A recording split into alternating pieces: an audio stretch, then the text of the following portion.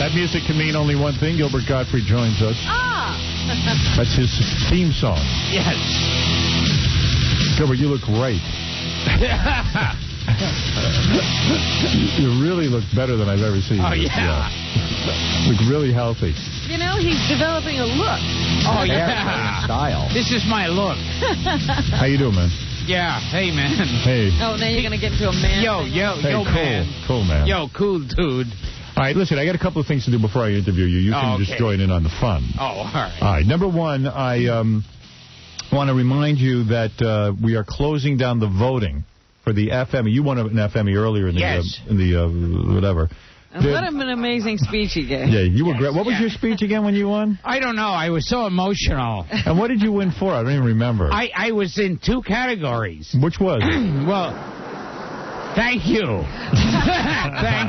Thank you. In these times, it's hard to make it to accept an award. I was up for Best Groucho imitation and Best Bela Lugosi. Yeah, you were great. Yes. And you won for the Groucho, I remember. Yes. Yeah, you were good at that. You deserved it. I remember thinking he deserves it. By the way, Gilbert has been opening every piece of mail that he gets, hoping to get some press. Hoping to get some anthrax. He'd like to get in on this free publicity. Yeah, but how are you doing through the whole scare? Well, it's very frightening. Well, you're a very famous man. You're on Hollywood Squares. And you're the voice, I think, of a toilet paper on TV. Let's see. The voice of a duck. A duck. So, I mean, you're high profile. Oh, yes. You've done it all. Certainly people are after you. Yeah, someone must be after you. In fact, Gilbert Square was evacuated the other night. Now, is Gilbert traveling? Oh, yeah. Yes. Are you on planes? Yes, I'll be flying tonight. Oh, really? To Los Angeles. On a commercial flight, or do you take a private jet? I couldn't get a direct flight. We have to stop at the Empire State Building. Yeah, that joke went over well. Yeah, exactly. People are booing you. But okay, so you're back in business. You're out doing comedy. You're out consoling people, making them laugh. Oh, yes. Yeah. What have you been doing? Because I've been following what the president said. What did he say? 'Cause I don't understand what he's saying. Oh, yes. He was saying, that everyone has to get back to normal. And you're getting back to normal? Yes. That would be a new place for you. Yeah. What if people like you who can't get back to normal? Yeah, that's the problem. All right, listen. If you want to vote... Was Gilbert really affected? I don't really think of Gilbert as a man of emotion. Seriously, I know you always have a persona, the Gilbert persona. Yes. I've seen you off the air, and you're pretty much the same way off the air as you are on the air. So in fact, someone even said to me, who saw you at the Friars Roast, they said, look at Gilbert, he just sits there and eats, doesn't talk to anyone, and then he gets up and he's real funny. You killed over there. You were great. And then he just is a social misfit. and you're pretty much weird off the air. Yeah. Do you get affected? Are you having nightmares about the World Trade Center? Did you feel like anything? Did you donate any money or anything? Blood? What did you do? Well, no, I'll tell you, I am one of those people. I agree with what you were saying about, that thing, how everyone's talking about healing and... Right. And, joining hands. I think, let's kill some people. Right. Yeah. Yeah, all the pussies like me and you want to kill someone. Yeah, exactly. Kill some people. The angry terrorist in us comes out. Yes. Yeah, because we were terrorized. Yeah. That's right. Okay, all right. All right, listen. If you want to, he was affected of it. So you got worked up and said you want to kill people. Yes, yes. Which is normally how you feel. Yeah, exactly. You don't like people. So this is just giving me an excuse. Did you want to kill just any people, or maybe go over there and kill the Afghanis? Oh, anybody, Canadians. You don't care. Yeah. All right, listen. If you want to vote for closing for the best song. I thought you were closing it down. I am. For the best song parody, there's only 5 minutes left to vote, and we're closing it down at 8:15. Now I'm getting scared. And did you vote? Did you vote? You did not. All right. Oh, no, He doesn't even know. I'm very excited. Are you excited that the Yankees are in the playoffs and that they'll be playing Seattle today at 4 o'clock? Oh, boy, am I. Yeah. Do you have your tickets? Yes. You don't like sports? No, don't follow sports at all. Did your parents ever try to involve you in sports when you were younger? I think they gave up pretty quickly. You're not Your coordinated. dad never took you to a ball game? Or? No. Never been. No. Yeah. I don't think he spoke to him. Yeah. It sounds like to me. I'll be examining a woman's breast for breast cancer in a minute. That's why I brought you in here. I know you're going to like that. You're going to want to see that. That'll cheer you up. All right. I have another F-Emmy category. This is for most unintelligible guests. A lot of times, Gilbert, you speak very well, but a lot of times guests come in here and they can't be understood. And now I'm asking you to listen to this category. Most unintelligible guest. Here are the nominees. Our first nominee is Leon Spinks. No. Leon Spinks, that producer. That surprises me that he wouldn't speak clear. Now, Champ, I noticed you are no longer wearing any kind of false teeth in the front of your mouth. No, they got stolen. They got stolen? Yeah. Really? Yeah. Who steals your teeth? Who would steal your teeth? How many people could do something with your teeth? Well, you know, they couldn't let me sign them, so what the hell? You tell me you had the teeth, and what if you have like a bridge you could take in and out? Yeah, I take a bridge in and out, but somebody stole them out in the hotel room. That's the lowest thing I ever heard, Champ. Hotel room. Yeah. God damn. And you never thought... Yeah. You know when his teeth were stolen? When? In 1981. Really? 1981, Champ? No, I don't know about all that. But Leon, why wouldn't you get them replaced? I'm getting them replaced now, sweetheart. Okay. Yeah, right. Hey, listen, at least they didn't try to steal one of your nuts. It'd be really up the creek. Thank God of that. All right, wait a second. How did you lose your teeth? Yeah, Champ. Huh? I ain't losing my stolen. No, I mean, your real teeth. How did they come out? Boxer problem. Well, I got pulled from when I was in Central, got pulled. Oh, really? Great. They were bad, so you had them all pulled. No, they weren't bad, they just got pulled. How great Why was would it? they take good teeth? Maybe I don't know. Maybe they need some more. They took your teeth out, nothing was wrong. They're always being stolen. The dentist stole your teeth. Your real teeth. I think so. Then took it out because my teeth went bad when I was going to school.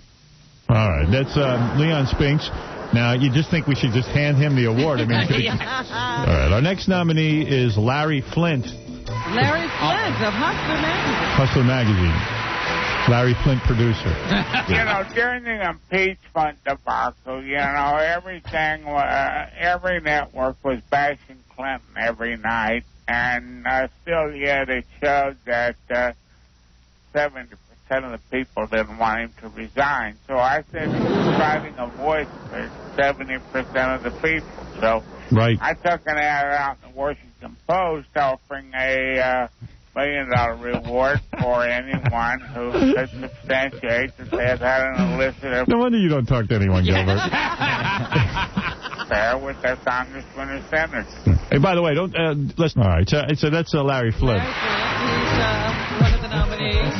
Our third nominee, Dikembe Mutombo. I think it was...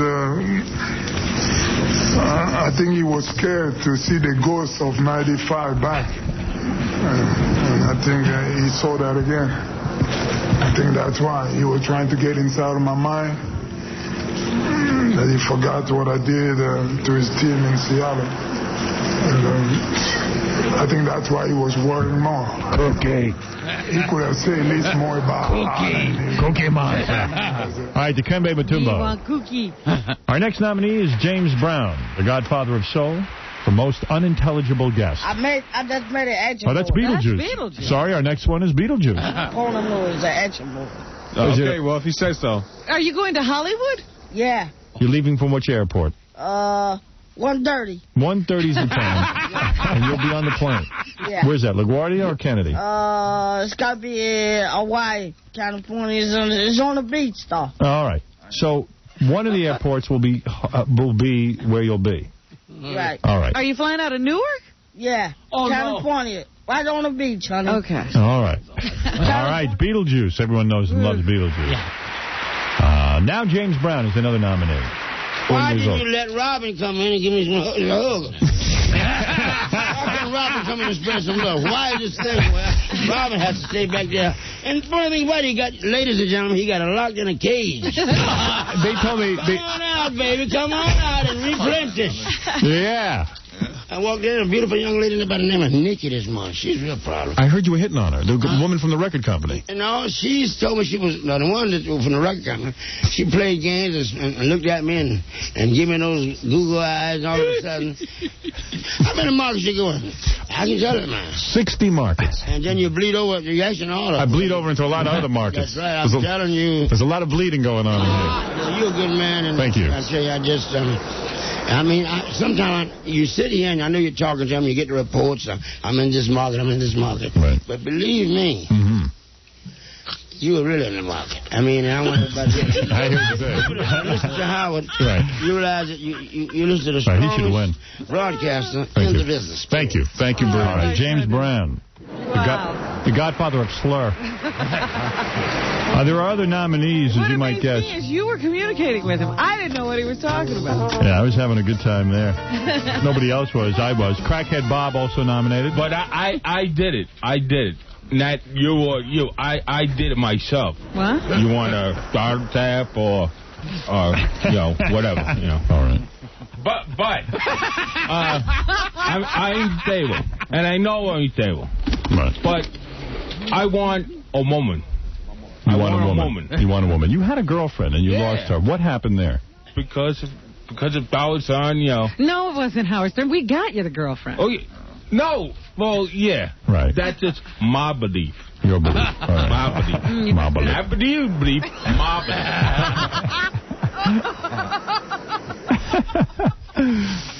Our final nominee is Ozzy Osbourne. Our final nominee is Ozzy Osbourne. Okay. Yeah, I says, how can he bounce? She goes, darling, I used it when I went to so-and-so. Sharon, what are you buying? What is this? What's going on? A couple of diamonds. Really, you do? Couple of diamonds. The Queen phoned up the other day. She wanted to know if she could borrow a few of you. This is outrageous. Ozzy, do you resent everyone spending all your money? Do you know what happens is that I'm in the house. And my house is like a shopping mall, right? Right. The hell's at the door. And we had these tour vans come round. So listen, I'm thinking it's the kids.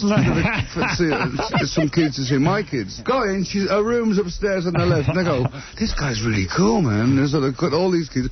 They're looking around my house and they're really good. And I got a tourist. He's at a tour bus. Who the hell knows what he's talking about?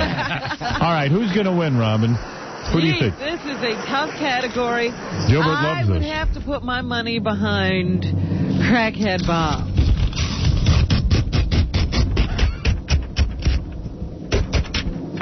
The winner is... Hey, Gilbert's actually excited. Yes, I'm He's very sitting much. on the edge of his seat. It's not Crackhead Bob, it's Leon Spinks. You're kidding. Accepting for Leon Spinks is Scott Ian of Anthrax. Really? The famous rock band Anthrax. Scott, how are you? Good, Howard. How are you? All right. Now, Scott, before we get to the acceptance speech, because you are going to accept for Leon Spinks, who is just impossible to find. Yes. Tell me what's going on with the band Anthrax. Gilbert, you're aware of the band Anthrax, aren't you? Oh, yes, very much so. One of your favorites, right? I'm hip on all the new groups. Do you listen to any music? Just like if I'm in a cab. Right. No, one's on the radio. Do you have a stereo? Yeah. You do for when chicks come over? Yeah. Oh, yes. Do you have a real stereo system, or is it like I have a bachelor pad. Yeah, do you have a boombox, or do you have like a nice system in your apartment? Not a nice system, no. Yeah. And what do you listen to? German war marches? Yes. Because you're so weird. I mean, do you have? I'm not like Flint. Do you enjoy the music of the Beatles, or? Oh yeah. Yeah. No, what would be the last CD you bought? God, I don't remember. Do you have a CD player? Yeah. You do. So you buy CDs. No, I don't buy CDs, but I have a CD player. And you never heard of Anthrax? I have heard of Anthrax. All right. If you asked me name one song, I couldn't. You couldn't do it. All right. Yeah. Scott, what are you going to do? The band Anthrax is in a dilemma. A bit of a dilemma. Right. It's upsetting that everyone is being anthraxed and your band's name is Anthrax. Right. It's, I mean, what are we supposed to do when it really comes down to it? It really isn't our name. 20 years ago, when I learned about it in school, I never thought that it would have anything to do with biological warfare. I didn't know what biological warfare was in 1981. So you just thought it was a cool-sounding name for a disease that animals got. Exactly. It didn't sound like every other name in my neighborhood. All the bands were named Killer or Ripper or Destroyer or names like that. Hey, Scott, isn't it true that the band had another name before Anthrax? No, it's not true. Oh, it's not. All right. No. Someone told me there was another name, but the thing is, you are actually contemplating changing the name of the band. To Arab terrorists. Your band must have trouble mailing people when they return addresses Anthrax. No, I mean, we're really not contemplating yet. I mean, our hope is that we're just going to wait this out, and we're just hoping it's going to blow over and go away. I mean, No one likes Anthrax and what's going on, but in a way, hasn't it helped your band? You know it hasn't. So much for that theory. Yeah, it's every time I see the name, obviously, which is every 3 seconds, I'd see it on the cover of the Post or something, and I kind of always do a double take. But, this isn't the way we ever wanted to see our name in any kind of press. So it's actually just been a huge problem for us. How many deaths will lead to a name change? What would it take? What would it take? How many people need to go? How many people, that's a hard thing to put a number on. How about that acceptance speech? All right, go ahead, Scott. Give it to us. This is Scott Ian of Anthrax accepting for Leon Spinks. Well, I'd have to say that Mr. Spinks is very proud to be, even just a nominee amongst all those other distinguished gentlemen. He would like me to convey that message to all of you.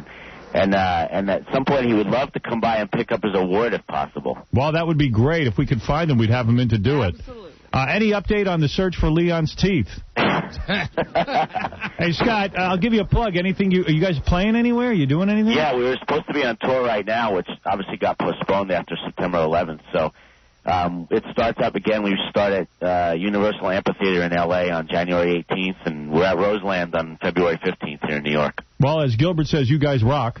And, but you certainly can't put up any posters right now. Right. That's the thing. The tickets are pretty much sold already for that, So that's the thing we're most worried about is obviously, how is someone going to, if we were supposed to go on tour right now, how could we promote a show? Like, imagine that. So. Yeah, exactly. Lisa, you're on with Scott Ian of Anthrax. Quickly, go ahead. Good morning. Hi, Scott. I had to talk to you. I've been a fan since I was 14 years old of the band. Hi. I love the band. Thank you. I don't think you should change the name at all. I think people need to, move on from that. Yeah, I think you should keep the name Anthrax and stick with it. I don't think anyone will hold it. Yeah, no matter what happens. It'd be good. Eventually people will get over it. No, eventually people. I'm calling people right now saying, hey, Ma, I made the cover of Newsweek. Yeah. What about the name Bag of Faggots for instead of Anthrax? Maybe that's better. What about Osama Must Die? Mustard gas. Roach Motel is a good name. I've been saving that for myself, but I'll give it to you. Actually, the Hitlers would be a good one. Yeah. I think it's time for that. That's just that call I just got. The fan, obviously our fan response has been all that. There's been a couple of people have come at us. The only negative thing that's really come at us is people who think we named the band this last week. I know. There are people out there who think that. In fact, Gilbert thought that. Imagine like Anthrax tonight in Madison Square Garden. People head for the hills. Yeah, they say, how dare you name your band this to try and take advantage of this terrible thing. And I'm like, how could you take advantage of this?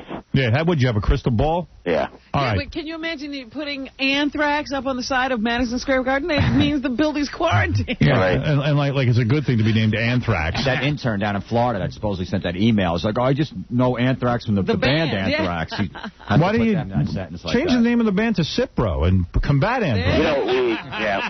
We thought about that, but they already trademarked that name. No, they have. Yeah. All right.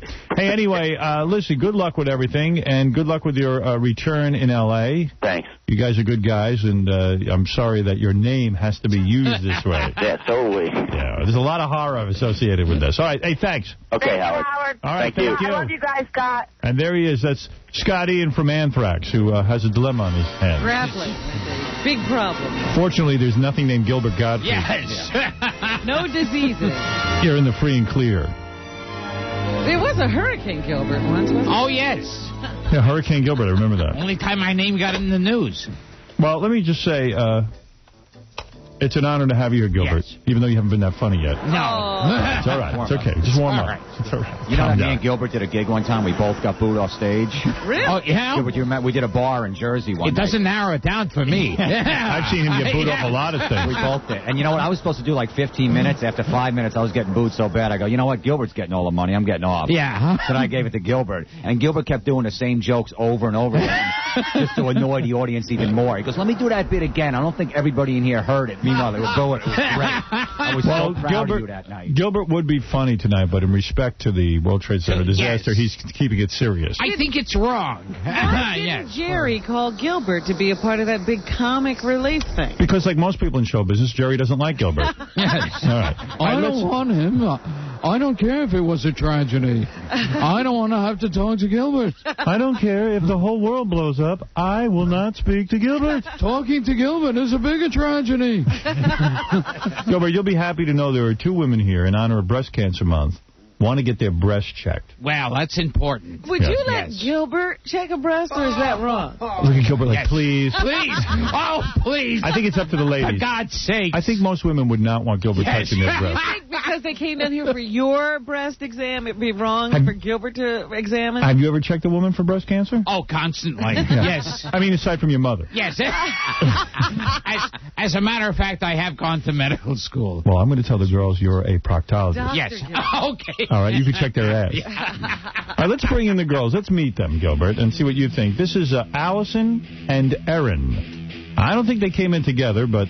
They're just coming in together now. All right. I believe that's... I don't know who that is. Is that Erin? Allison. That's Allison. Hello, Allison. Hi. I think Allison might let Gilbert check her breast. Yeah. And there's Erin. I don't know about all that. Hello, Erin. What do you say, baby? I think they did come in together. Did you guys come in together? We've been made fast friends, in the green room. All right. Both of you have breasts. I can see that. Yeah. Erin, how old are you? 24. 24. That's the age I usually check. Good. Now, Allison, how old are you? I'm 30. You're 30. Gilbert will check you. No, I'll check you as well. You girls know that I'm not a medical doctor. Of course. But I think you're one of the best. You do? Yeah. Really? Thank you. Well, let me tell you something. Allison, you look a little like, and I don't mean this in a bad way, like Ricky Lake. I know, I've heard that a lot, actually. And Erin, Swimmer Ricky Lake. you kind of look like a supermodel. Yeah, like a Christy Brinkley with shorter hair. Right. Thanks. Anybody ever tell you that? No. And I'll check both of your breasts equally. Don't worry about it. Oh, good. And let me...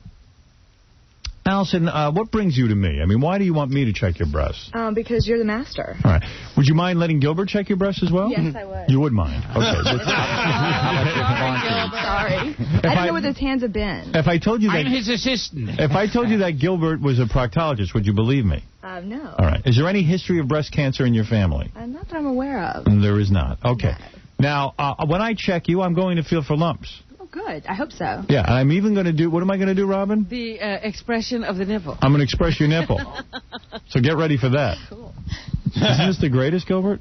Yes. You like this? Yeah. Yeah. I should be taking the medical forms here. Yeah. Well, let me tell you something. What cup size are you? Me? Yeah. What does it look like? I can't see. Take your jacket off, because you might as well get ready for the exam. Exactly. Let me see. I'm going to say you're a B. Big B. No way, dude. She's like a D. A D? I'm a C. C. A large C. She's a B. You're a B, sweetheart. This? Yeah. No? You think she's a C? I think like a C or D. Wait till you get your hands around them. Oh, she's got some bombs. Look at those things. Really? Well, you might have some big cancer in there, honey. I'm going to have to really check those things. Maybe that's just two big lumps. You never know. You're going to have to use two hands on them. Yeah, what do you do for a living? I'm an art psychotherapist. An art psychotherapist. Yeah. That's something really needed. Yeah, I see a lot of ads for that in the paper. Yeah. What do you mean? You can write that off on Blue Cross. What do you mean? If I went to you, instead of talking to you, I'd draw? Yes, you would. And you would. Then what? And you express your feelings to the artwork. All of your unconscious stuff would come out in the artwork, and then we would work on that in therapy. For example, in other words, it's a racket. Yeah. In other words, it's worthless. Yeah. No, If I drew a picture of your breast. All right. If I drew something, would you tell me what it means? Well, it would depend on the task. Usually, when I give assessments, there are certain. Give him a task. Here it is. I just drew this. What does that mean? I think that you like big breasts. I see. All right. Yes, I do. Now, oh, my God, am I backed up? I got Daryl Hannah on the line. Oh, my the goodness. 2 girls who need their breasts checked, and I got to take a commercial break. Oh, no. And I got plugs. And you got plugs? Yes. Well, those will have to wait. Yeah. What can we drop the plugs? Girls, do you mind waiting through the commercial so I can speak to Daryl Hannah and then check your breasts? No problem. Okay. Yeah? You're not in any rush? Nobody's expecting you guys anywhere? No. You're not needed on a movie set? No. You're not needed to do any art psychotherapy? Not till later. Right. How many appointments do you have today to do art psychotherapy? She's still waiting. I have 3. You have 3 appointments. So how much do you get an hour for that? A lot. A lot? A lot. What do you I get? haven't been quite that stupid, but... I do charge a high rate. Where do you go to college to learn art psychotherapy? I went to Hahnemann University, Medical University in Philadelphia. Hahnemann? Yeah. What is that? It's a medical university in Philadelphia. I see. And you're telling me you studied, what, for 4 years? No, I studied for 3 years. 3 years, and you watch So you people... didn't even get a degree. You have a master's? And I'm actually getting... Couldn't even get a degree in art therapy. I do. And you're telling me, how long have you been in practice? Since 93. Since 1993. No, I started school in 93, but technically 96. All right. Technically. Oh, Now, technically. do you intern in hospitals or? When I was in school, I did intern in hospitals and. And you're telling me people pay you to draw pictures, and they draw the pictures, and you look at them and you tell them what they mean. And I cure them. Cure They them cure of themselves, actually. Have you cured anyone? Cure them of going to you. They increase their awareness of where their problems are, and then they work on them, and we work on them in therapy. Who goes to you mostly? Bored housewives? No. Well, part of their problem is going to an art therapist. Yeah, that's number one. Yeah. I work with children. Oh, you do, with children. I see. Okay. All right, listen. You girls are going to need to have your breasts examined for Breast Cancer Month. I know that. Gilbert knows that. Yes. But I'm going to have to put you on hold because I have to take commercial, and I'm very excited to interview Daryl Hannah. I really am. I know that. I'm excited, too. What? You're going to be excited also? Yeah. Good. So let me take this break, and we'll be back right after these words. Gilbert, try to sit quietly while I interview Daryl Hannah. I know it's hard for you because you like all the attention. You don't want him to call attention to himself at all. Yeah. You Right. want to be the only one in the room with Daryl. Yeah, because you'll ruin it. I have to ask if that was her ass in Splash, or if that was All a body right. double. That's your question. Yes. Daryl? Hi. Hi, how are you? Good, how are you? I've made Gilbert promise to be quiet during this, but he wants to know if it was your ass in Splash or was it a stunt double? It was my ass. Ah, great ass. That got me through a lot of lonely nights. Between Splash and Summer Love. It's a lovely thought in the morning. Yeah. I'll be honest, I've done it to you as well. Gilbert?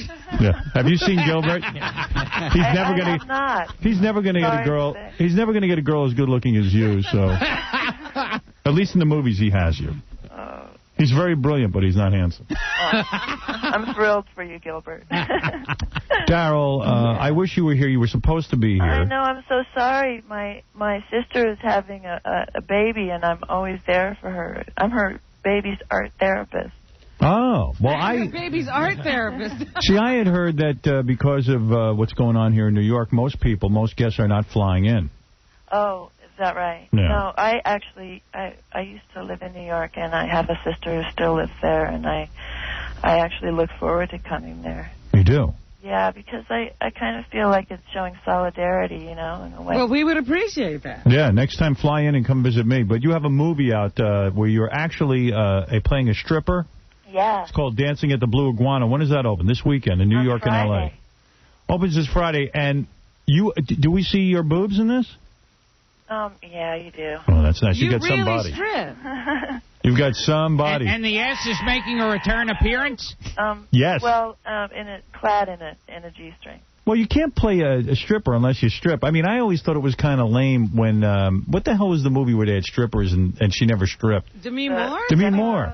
Stupid movie? Yeah, that stupid movie. I mean, you can't be a stripper and not strip. That's true. Now, are we going to feel sorry for the strippers in this movie or what? Well, no, it's, you know, this movie's a different kind of movie because the whole movie was improvised. Oh. And, I mean, there wasn't even a structure or a storyline, so everything was improvised. We rehearsed for 4.5 months and created our own characters and storylines. Now, what do you mean you rehearsed? Did you go to a strip club and strip? Well, we rehearsed every day in a theater, but then at night, every night, we did research, and I, spent most of my time in the dressing room from 6 at night till 3 in the morning every night. But That's what I've been doing. So we did go to strip clubs and strip. What do you say? You stripped at a strip club? You would yeah, show but up... in disguise. Well, what do you mean in disguise? No one knew it was Daryl Hannah? No, I dressed like Betty Page, you know, black wig. And Well, that must have been hot, huh? You show up... Imagine going to a strip club and actually getting a lap dance from Daryl Hannah? And you're telling me that nobody recognized you?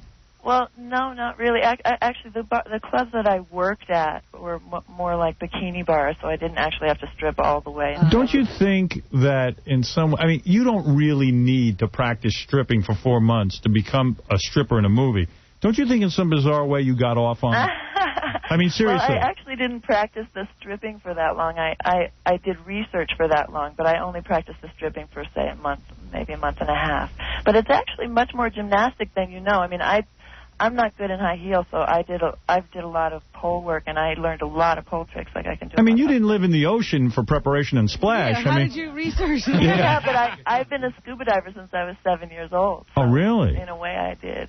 Now, someone told me the reason you're so hot is you have a disease, that the more you eat, the thinner you get. And that was the thing. She and her sister always used to complain that people got on their cases because they were thin, and they were eating all the time. They had to force feed themselves because they have a disease. Oh, what a horror. Is that true? You read the tabloids too much. Is it true That's that a disease in itself. Do you diet or do you eat whatever you want? No, I mean, I guess I can because I have a high metabolism, but it's not a disease. It's just lucky. And what's the deal? You're not married yet, are you? No. You've never been married? No, but I had a very long relationship, which was like a marriage. Oh, yeah, with Junior, John. with John F. Kennedy. No, before that. Oh, Jackson. Well, Jackson Brown, you're calling that a relationship? Hey, by the way... I was with him for 13 years when we raised kids. So how much of that... You raised kids together? Yeah. Well, his kids? Yes. Oh, all right. Kids, you can let them go at 13 years? I started hating Jackson Brown after I read that he was beating you. And I got news for you. I can never listen to his music the same way. Ever again. It's not sensitive music to me anymore. I'm serious. And I don't know how much of that was tabloid crap, but it seemed to me that the guy was abusive. Well, I hate to talk about it, so... Why? Let's out him. No, I've never really talked about my relationships. With me, you can. I'm into you. How's your relationship with Daryl? I'm probably going to have. I'm probably going to end up having sex with you when I meet you. I mean, we might as well get it all out on the table. You know that. Might as well get through it right now. We might as well get through all our garbage in history. Just clear the palate. Yeah. Well, I think you deserved to have married JFK Jr., and in fact, you would have. In fact, I happen to know. What happened with that relationship? I'll tell you something. I knew JFK Jr. I've talked to him. You, sir, are no JFK Jr. That's right. Yes. Well, let me tell you something. Me and JFK Jr. look alike. Oh, please. Well, anyway, let me tell you something. What? Hey, you didn't see my documentary that I made then. Which one? I made a documentary about the girls that I researched to create my role for the movie. Oh, you're changing the subject on me? No, I'm just... I'll get back to the movie. I know you would really like it. That's why, Let me ask you another question. Is it true you live in a teepee? I did for a little while while I was... I have a teepee right now. Wait a second. Shut up. Daryl. I want to hear Daryl. I'm sorry. Gilbert, you promised to shut up. That's what most women say to me. I'm making a movie about having sex with Daryl Hannah. I'm wondering if I could research with you. But wait a minute. I got to hear what she was saying about the teepee. All right. Now, what was that about the teepee? Because I was confused about that. Why would a beautiful... Well, I was living in the Rockies, and I bought some land, and I basically spent all my money on the land, and I was rehabilitating an old stagecoach stop that was there. So while I was doing that, I lived in a teepee. So we don't use stagecoaches anymore. Yeah, why would you? Well, it's a house. Are you like a hippie chick? I always wonder, like, are you like weird or something? Because you know, Jackson Brown, like. I don't know, like hippie chick, teepees. Well, teepees are really nice. I had a big fire pit in the center. It was very romantic. It's very beautiful, and they work really well. And the whole... I had a bed in there, a desk, a little kitchen set up. It was beautiful. It's a huge teepee, 24 feet across. But was it so you could get in touch with your spirit god or something? No, it was because it was a nice place to live temporarily, and I'd sort of always dreamt about it as a kid. And Did you live there with a guy? No, but I had a lot of friends, and I had a bunch of dogs, and, you know. You sound real normal. I don't get the teepee. She saves horses. It's not as abnormal as you think. I mean, it's actually, you'd really like it if you stayed in that bed. She saves horses that she can't ride. Really? Yeah. Oh, just because you save horses, because even though you can't ride them? Yeah, I do. But I have some horses that I can ride now. Actually, I have a healthy horse. Where are you right now? Are you in your teepee now? No, I'm not. Is there a phone in the teepee? Did you have a phone in your teepee? I don't, but I have a cell phone that works in there. Is there a toilet? There is now, but there used to be an outhouse, and of course there's the woods, which is... You used an outhouse? Yes. Really? Oh, that's hot. And were you naked all the time, like in the teepee, and weren't walking around on the land? A lot, yeah. Really? Oh, God. There's nobody around but, elk and deer. And would you live there by yourself? I had, yeah. Did you have to have a gun just in case? No, but I don't really like guns, but I had the stupidest survival kit. I had pepper spray and an X-Acto knife, so I could cut my way out and spray the bear with pepper. Where is this teepee? I want to visit you there. You do? Yeah, I want to watch you naked and walking around. And when your agent has to call you, do you communicate by smoke signal or do you have a phone? I have a cell phone. Oh, you have a cell phone. I see. Oh. Come on, we've gone wireless. Yeah. And how does a guy get a Daryl Hannah sexually when you've had the best-looking guys? Jackson's a good-looking guy. JFK Jr. was Have you been with a guy in a long time? Who are you with now? I'm somewhat of a hermit, you know, so I don't go out much. But want to know what I heard? What? I think you're being honest. I heard you're doing Val Kilmer. What? That's what I heard. You really do read all the tabloids. It's not true? Hey, did you listen to me before? What? She doesn't talk about our relationships. Can I just say something? You're telling us Val Kilmer's nobody? If Val Kilmer is getting you, I'm going to just jump out a window, and I'll tell you why. Batman can't have her? Because Val Kilmer is infamously a dick. Oh, yeah. I mean, anyone I've ever talked to that's worked with him, which is no one, but you know what I mean? But people tell me, Gilbert, you were saying he's like really arrogant. And yeah, I've never met him, but everything I read. Yeah, but Howard, you always say that I'm a nut, right? Because I live in a teepee. I never said that. I said I'd like to bang your silly. But, you know, the things we read about him, you know, I think he left his wife in a weird way. Yeah, Val Kilmer. How did he leave his wife? I'm trying to remember the whole story. I think he just skedaddled with a supermodel. See, you go out with guys who don't like women. That's what my theory is. You want to be changing that pattern. Yeah, you need to be with a guy like you. Well, okay. Do you have a girlfriend? You'll do that. Yeah, I have a girlfriend. You do? Yes. Woo. Yes, I do. I do. Nice. And she don't live in no teepee. You need to go out with a guy who does voiceover work. Yeah, who plays a duck. Yeah, a bumblebee.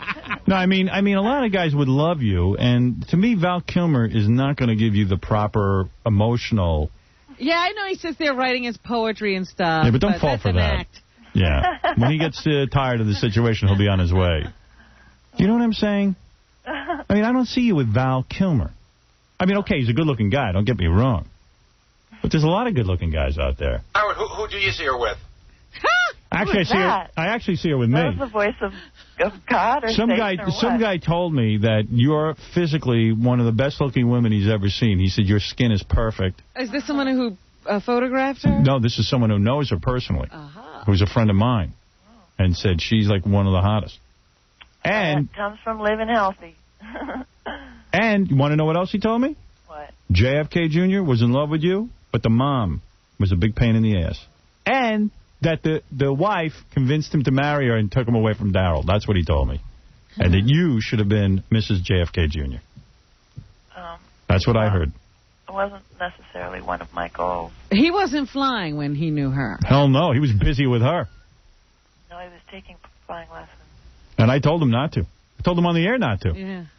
I told him, I said, what are you doing? I said, you're a Kennedy. I'd lock myself in a box if I was a Kennedy. You can afford to have somebody else fly you. I'd have people flying me all day. Howard, I'm going to send you my documentary because I think you would really like it. I like you. It's you got a sexy voice, I'll tell you that. Hey, when you were making this Oliver Stone movie, Wall Street, yeah, which you were great in, Oliver was a dickhead. True or false?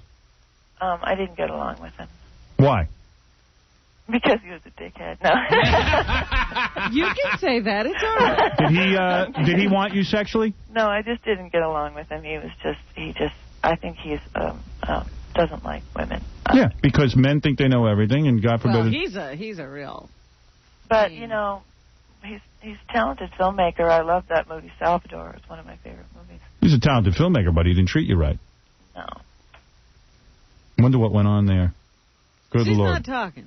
Oh, I want you to badmouth Jackson Brown is what I want you to do. You want me to badmouth somebody? You badmouth somebody. Pick one of your friends and badmouth them. Who don't you like? Who do you hang around with now, by the way? Who are your friends? I have pretty much more of my sisters. I have the same best friend that I had since I was 15. Yeah, but nobody cares about them. I mean famous friends. Oh, famous friends. Yeah. Oh, gosh. Who's your crowd? I'm not really like a person who hangs out with famous. Do you go out in L.A. and like? Actually some of my best friends are the girls that I researched to do the role in Blue Iguana. Believe it or not. Now you're hanging out with strippers? Yeah. Oy vey. and this but Blue. I met some great girls. You did? Yeah. And you're friendly with these strippers? I doubt that. I don't think... it's absolutely the guy's honest truth. So what do? You go out to strip clubs with them and hang out now? Well, no. I mean, we go to dinner, we go to movies, we go shopping, we do, stuff that friends do. With you and hot strippers? Yeah. That must be Lord. some scene. What do? Do you guys go get bikini waxed and stuff? No. You don't strike me as a girl who bikini waxes. Oh, come on. She grooms. Do you groom, or I see you as like one of these hippie natural chicks? No, I'm not. I'm a vegetarian, but I survive on candy and potato chips and French fries. And Now, I'm looking at a naked picture of you that the guys just threw up from the internet. Where is this from? Yeah, naked, totally naked, balls out naked picture. That's not possible. It must be my head on someone else's body. Why, you don't do nudes? No, I've never done a naked picture. Guys, where'd you get that This looks picture? like somebody just snapped it. Yeah, this looks like you're on a rock out in the mountains somewhere, and you've got some Yes, body. that's such bull. Really? Yeah. Beautiful picture. I got to tell you that. I wish I knew where it was from. All right. What internet site? I'll check it out. I'll tell you. Give me the web address, Ganji. What is it? Mr. Skin. It's Play in the Fields at Lords or something like that. It's a movie she did. Oh, right. You're totally nude, and it actually appears you do shave. Hey, they're not allowed to do that, are they? Oh, no, but they do it anyway. Anybody's asking permission. You're totally nude with your legs spread in this. No, I am not. Yeah, go look at the picture. I'm telling you. I God, can't look at the picture. I'm on the phone. you've got a killer body. I tell you, work out or what? Sometimes, usually only to get ready for a movie, like I did for Dancing with Blue Iguana. Let me tell you something. If you were my girlfriend, I would treat you like a princess. I can't believe this thing, though, when she says she spent all her money on the land and that's why she wound up in a teepee. She's from a rich family. Yeah. But, I like to support myself. Oh, that's cool. That's cute. What's your old man do? That's cute. What's your dad do? He passed away, but he was a developer in Chicago. Oh, like a Trump? Not with the same kind of ego. Yeah, but I mean, he was a big builder. Yeah, he was a big developer, yeah. Was he a billionaire? I don't know. You know. I don't. Well, you really are a hippie if you don't know. Your dad was a major developer, and did he leave you money? He took care of my family. Oh, man, you are so lucky. You're good looking, and your dad left you tons of dough. Oh, that's so she's great. She's good looking. She's in the movies not because she's, a rich girl, because she can really act, and her dad left her money. Oh, man, you're some catch. No wonder you never... The more she eats, the thinner she gets. Yeah, the more she eats, the thinner she gets. She's perfect. Wow. Hot and has money. There you go. That's why you were the perfect match for JFK Jr. He was hot and had money, and you're hot and have money. Well, that's what they always say. You're Daryl, obsessed. fit in. You fit in. You're obsessed. I am obsessed with you now. For God's sakes. I like your laugh. Oh, thank you. I like when you giggle like that. Shh, be quiet, Gilbert. We leave. Good Lord. Where are you right now? Are you in bed? No, I'm not. Where are you? I'm just sitting on the phone. What are you wearing? It's just us. Oh, no. Come on, honey. Come on, baby. Loosen up. What are you, like in jeans? No, I'm wearing a pair of Uggs and some long underwear. Some what? Uggs. You know what Uggs I know what Uggs are. They're like sort of boots. cozy surfer boots. I wear surfer boots. I'm a surfer. She's just wearing boots? You're not a surfer. Yes, I am. Wearing Montauk or something? He surfs sheets in bed. I surf the web. I'm on the internet day You're and a night. butthole surfer. I'm a surfer. Oh, yeah, that's right. I'll definitely surf some butthole on you. I'm not afraid to go there either. Oh, no. So you're wearing those little Ugg boots with long underwear? Yeah. But no top? No, I'm wearing a sweater, cashmere sweater. Oh, that's cute. A cashmere sweater, like a belly sweater? A belly. Can you see the belly? Can you see my belly? You can't, but I can. You can. Wow. Oh, so it's like a little top with like little Little fuzzy top. Little fuzzy top with long underwear. Oh, for Christ's sake. Do you at least have a camera on her, or we're never going to see this? When are you going to get in here so I can look you over? I don't know. I hope to come in soon because it's my other niece's first birthday. Actually, it was the day before yesterday. Good. I love a party. I'll go with you. You need a date? What's your story? You smoke weed? Do I smoke weed? Yeah. No. I try to keep a clear mind. Why would you want to do that? I heard you smoke major weed. No. I was a big weed pot smoker in Blue Iguana, though. So do you party? Do you drink at all? Not really. I'm kind of allergic alcohol. Oh, is it like that blind date movie where you just sort of go crazy? No, I just throw up. Oh. Oh, you're kidding? So you don't get high anymore? What are you into, ecstasy? No. What do you like to do for fun? What do I like to do for fun? You mean like nighttime fun or daytime fun? I don't know. Any fun. Oh, any fun. I like, I like to ride. I like to, I don't know. There's a lot of things. I like to do than regular things. What do you like, a nice dinner out? Do I what? You like to go to dinner? No, I think it's kind of boring. You don't go to dinner. I mean, I do, but I don't, I get kind of antsy like a child sitting there. You like to lay in bed and watch movies and make out? Yeah, I like that. You do? Yeah, sure. Who doesn't? Sounds like a fun girl, huh? Well, I'm pretty much out of questions. Continue the story, for God's sake. They're all sitting here thinking about their individual dates. Yes. Are you open to being with other girls? I've just never been interested in girls in that way. Really? I like guys. Sorry. It's too bad.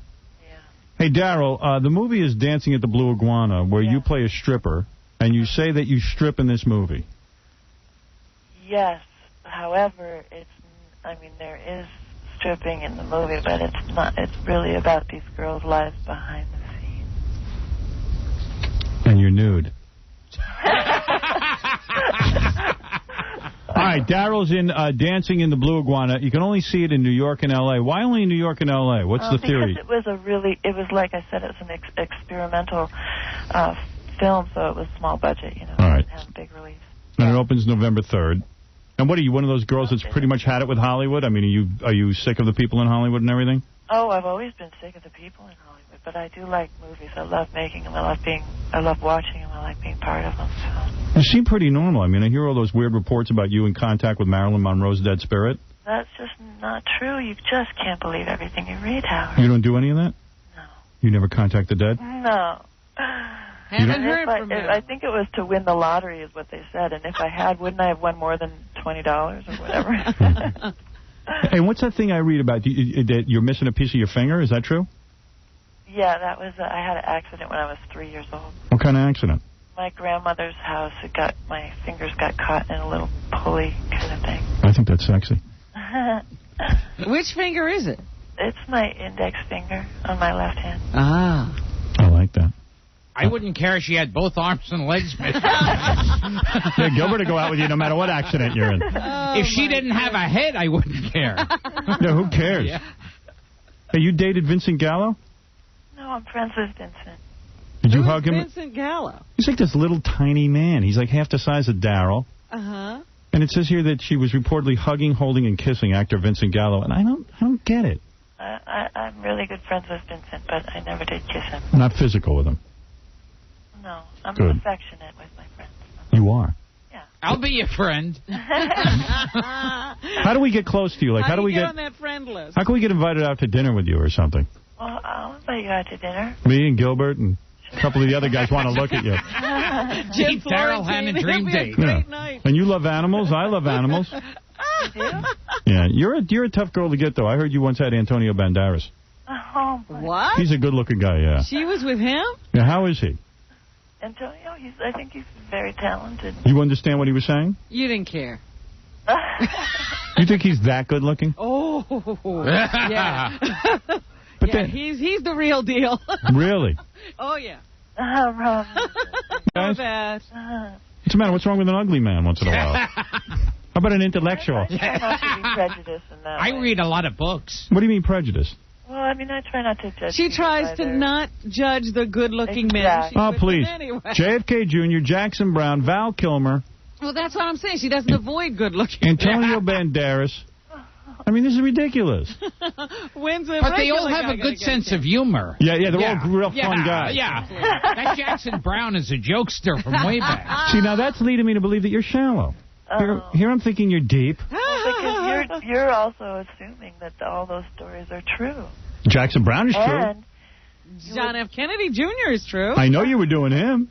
Well, yeah, but you don't know who else I've gone out with, and you know. Antonio Banderas. And Val Kilmer. Do you ever date non-famous guys? I doubt it. These are guys I would have sex with. Yeah. That's how good looking they are. If they're so good looking, we'd do them. And it wouldn't be gay. All right, well, you sound real good on the phone. And the best ass ever. Yeah. Gilbert says you have the best ass. And I can't wait to see your boobs in your new movie. Oh, no. You know what was really sad about that is that I got in really good shape before the film because I had to be strong to do all of the gymnastic stuff. Right. But then like a week before I was going to do my strip in the movie, I got really sick, like the flu, and I was just, I couldn't. Did you have diarrhea? Oh, stop. Be quiet, Gilbert. You're going to ruin it. I'm trying to hear her. You got so sick. You got Gilbert, What? All right, Gilbert, shut up. So, yeah. He's a mental I got so case. skinny that I actually don't have any breasts in the film. You don't have breasts in the film? Well, they kind of went away because I became emaciated. I was just a skeleton because I didn't have any fat to lose. I had gotten in such good shape, that when I got sick, I just got ridiculously thin. You're kidding me. And your boobs went away? Well, isn't that what happens when Yes, that's I've never seen Robin's boobs go away. They won't go away, man. I keep trying to diet. What cup size are you, Daryl? Me? Yeah. I wear a 34B bra. Oh, so what were you when they shot the movie, an A? I don't know because I wasn't wearing a bra. But doesn't your ass get tighter when you lose weight? So maybe that's good. So your boobs are smaller. I just look too skinny. That's all. And I didn't have my regular. Howard likes that look. Oh, I love skinny. Okay. You got a six-pack? I did have a major six-pack. Yeah, I do. A six-pack isn't hard for me to.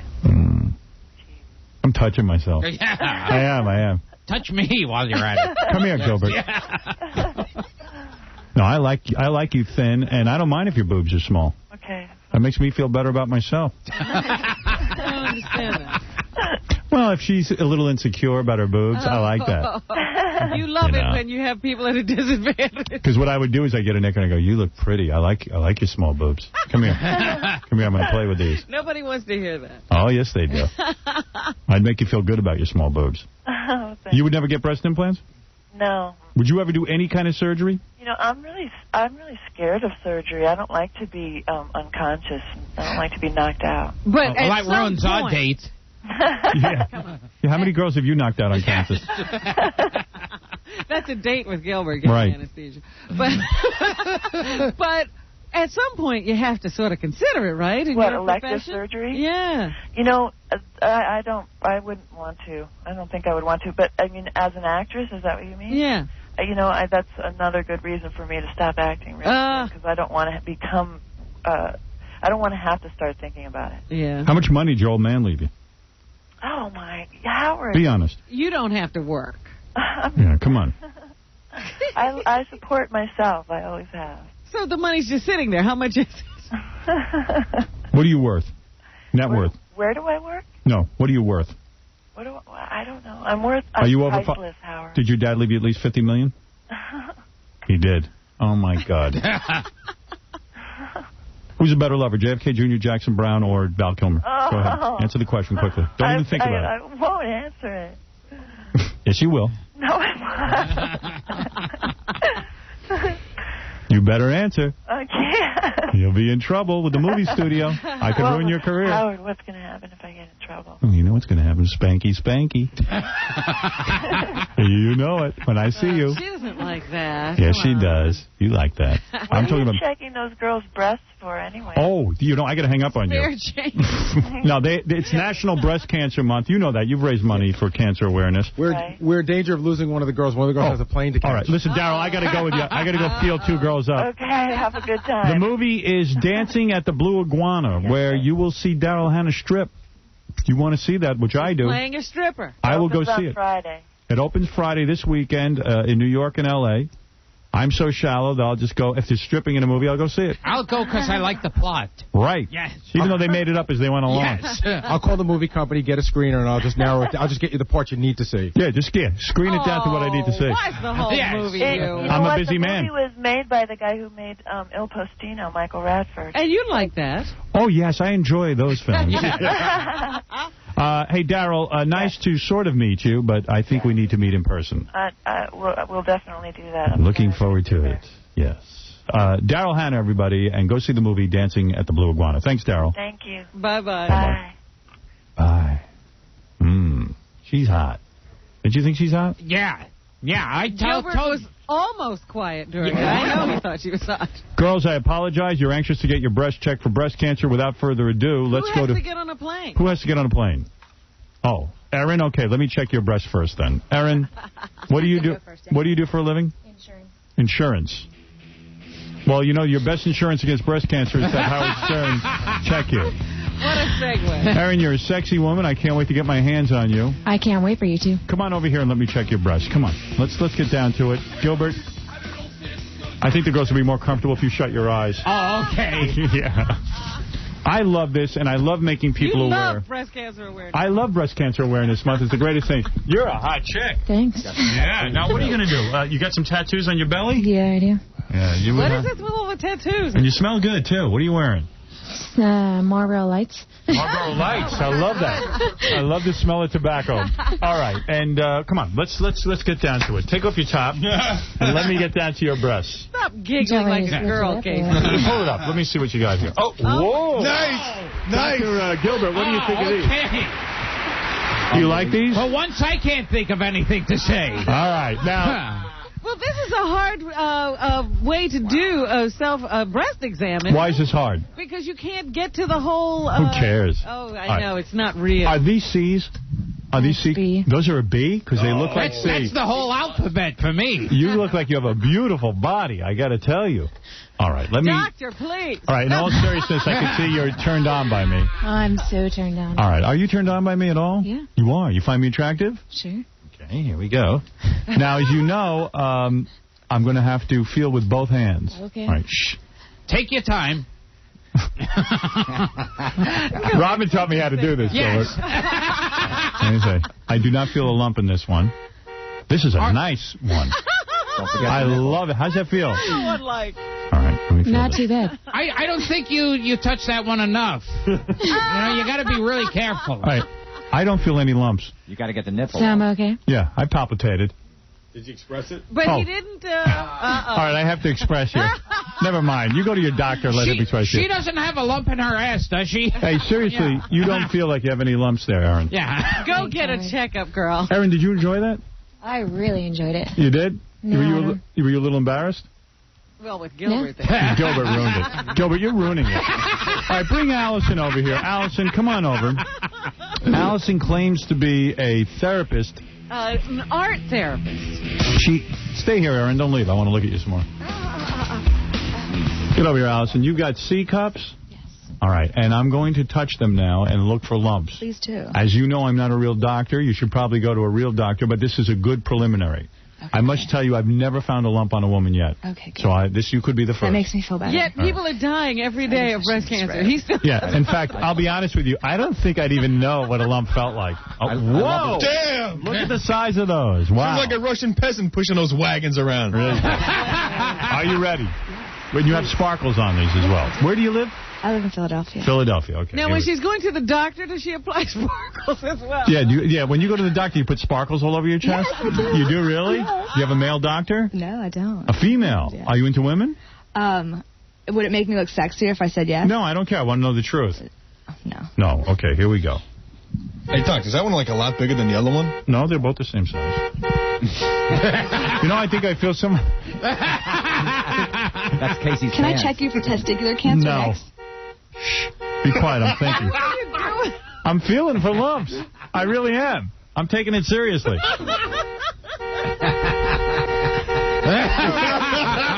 Every time I squeeze, Fred plays the horn honk. So you know what's going on. Oh, wait. Hold it. What's this? Feel right here. I feel a lump. What? Right here. What's this? Here, give me a hand. It's a rib, probably. No. Feel this. Right here. Give me a hand. I found a lump. Right there. Get out. What's that? I don't know what that is. That's a lump. Is there something there? You better go to the doctor. Hold it. Get away from me. Get away from me. You have cancer. I don't want to. Let me see. Oh, now I don't feel it anymore. Oh, my God. That was probably just a air bubble. You like that, don't you? It would help if you compared it to the other girl's breast. Yeah, why don't I just put them all side by side, and then I'll know. All right, go away. You're fine. You're healthy as a horse. No, don't check me. No. You have very nice cans. Good for you. Well, Robin, I thought I found the lump. And then what happened? And it disappeared. It disappeared on you. Yeah. Well, you broads are a lot of fun. And I want to thank you for coming down here because it was getting pretty pathetic. You were looking kind of like a loser. Yeah. You couldn't get anybody here. Can I just tell you thank you very much for... thank you. No, thank you. Thanks. For entertaining me every morning. Thank you. I mean, I have really enjoyed listening to you for the past 10 years. Thank you. Thank you for getting up early every morning and doing it.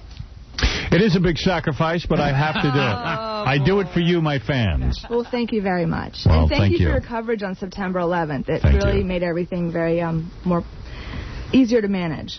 Well, you're insane. But thank you. I know I'm crazy. But no, seriously, thank you for coming down here. And girls, please go to a real doctor and get checked for breast cancer. But I must tell you, I give you a clean bill of health. Thank you. You should have a little certificate. I know. I love the disclaimer before. I'm not a real doctor. You know what? I had to do. The station came to me and said, "Yeah, you got to tell the girls you're not a real doctor and that they should go to a real doctor." I said, "Don't you think they kind of know that?" They go, "Well, you know, they might think they have a clean bill of health." I had to pay a $10 co-payment to get in. Is that right? Well, I don't know anything about that. All right, girls, thank you. Thank you very much. You're beautiful, but you're not funny. So you're going to have to leave. What chick is beautiful and funny, though? Very few. Me. Well, please, Robin. Sorry. All right, Gilbert. You're a woman, no? Yes. Are you still here? Yes. Yeah. Oh, all right. Gilbert Gottfried is appearing. This is more important than anything. This Thursday. Forget Daryl, forget the breast, forget everything. What is Gilbert doing? Yeah. I thought my interview with Daryl Hannah was particularly interesting. Yes. I learned nothing. So funny. He kept talking over her because he was so excited. You find her attractive, right? Yes.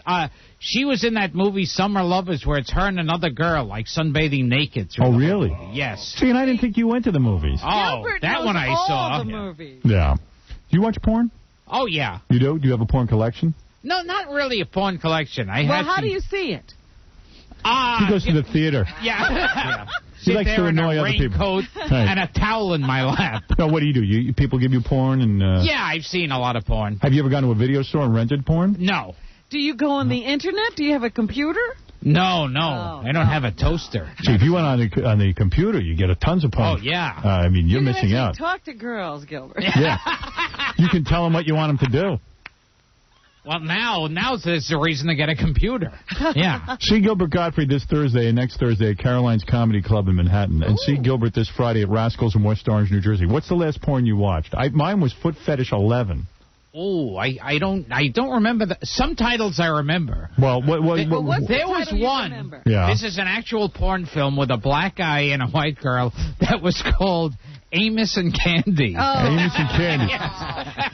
And as funny as that might sound, you took it very seriously when you watched it. I have to see that. Yeah. And what do? You actually pleasure yourself to the porn? You have a ritual that you go through? No, I watch it for the dialogue. No, but when you watch it, where's your VCR? In your bedroom? No, in the living room. Okay. So in you the gotta living go room. into the living room. Who even knew you had a living room? Yes, exactly. What kind of a couch? In my library. Yeah. Do you have a couch? Oh, yeah. No, seriously, do you? Yes, I have a couch. Is it like a leather couch or cloth? What is it? Well, I have to put plastic over it for when I watch the porn. Do you use hand cream? But when do you have like a hand cream? Do you have bring a box of tissues in the room? What's your whole ritual? I got to know. Patty that's all set up? I mean, I've said my ritual a million times on What the air. is your ritual?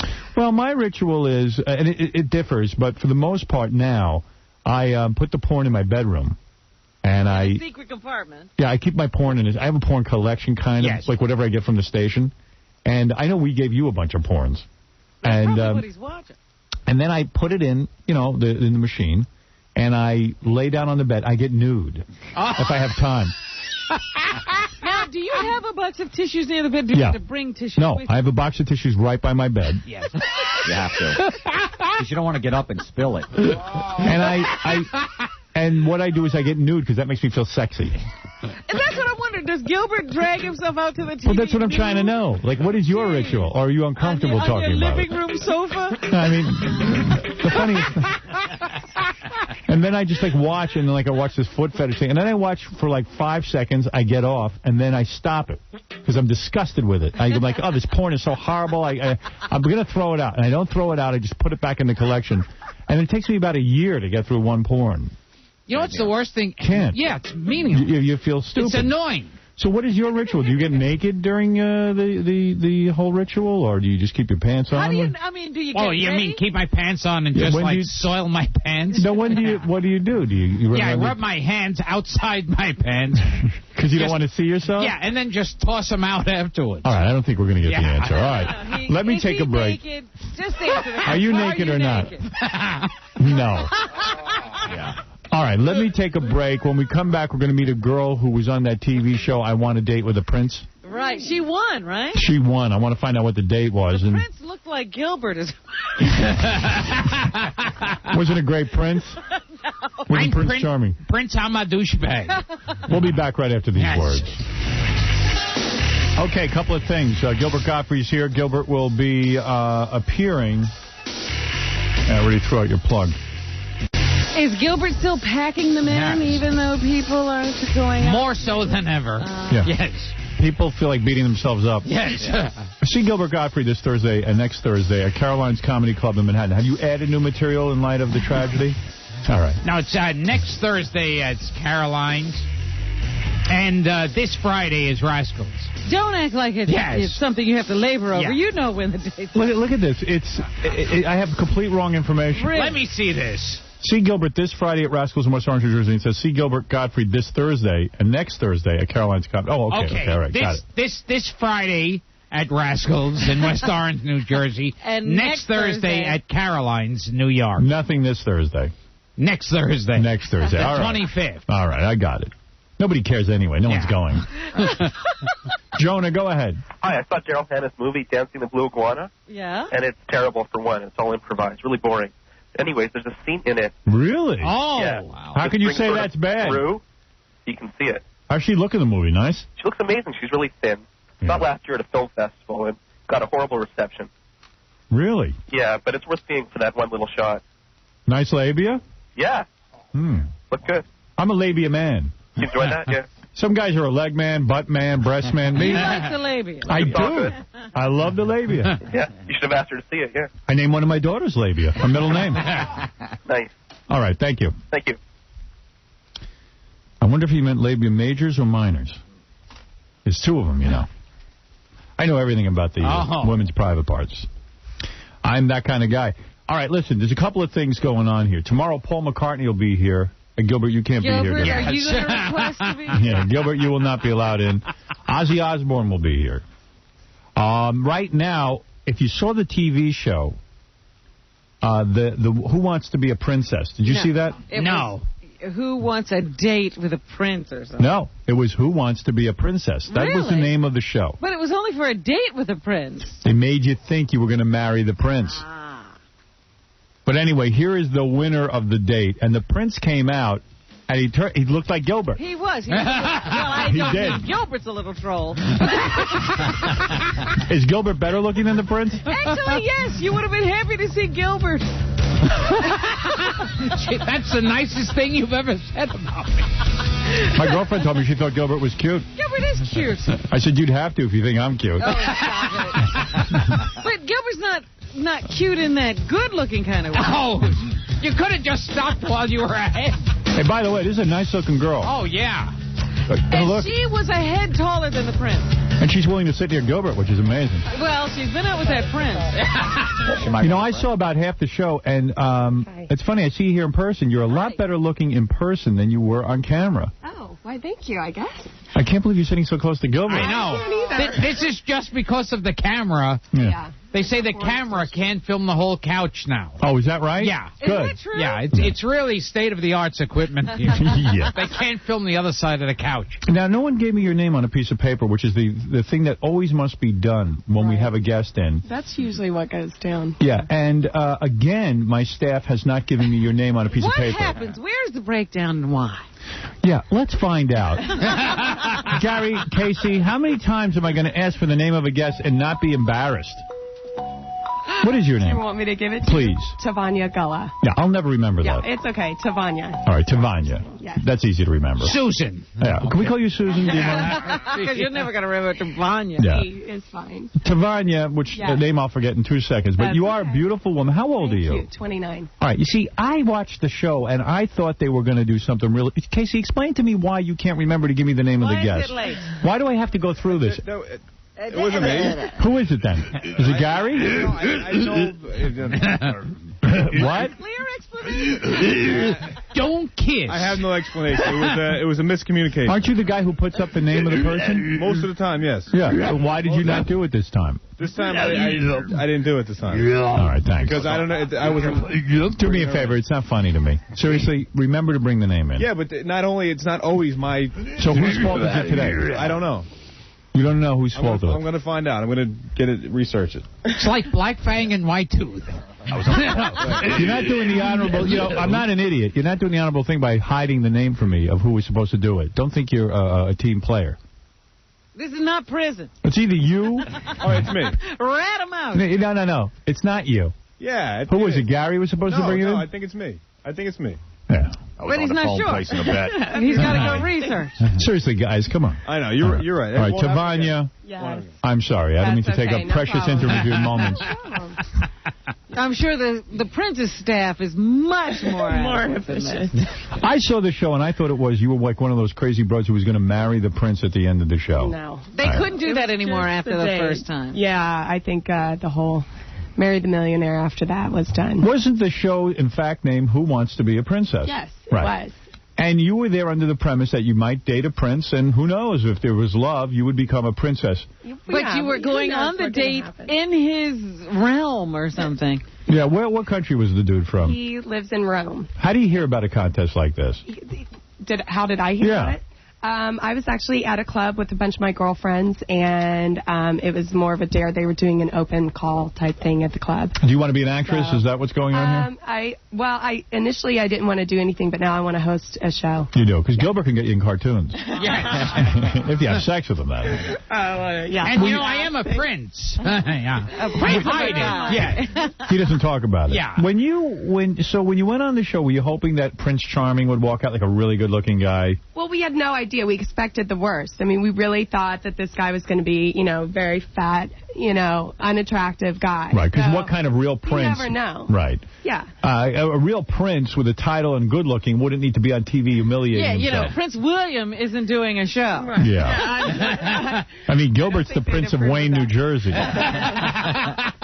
So when the prince walked out, I imagine you were disappointed. Is that true? No, I was actually pleasantly surprised because I told you, I thought that he was going to be just, deformed? Completely unattractive. Did you expect the elephant like, Like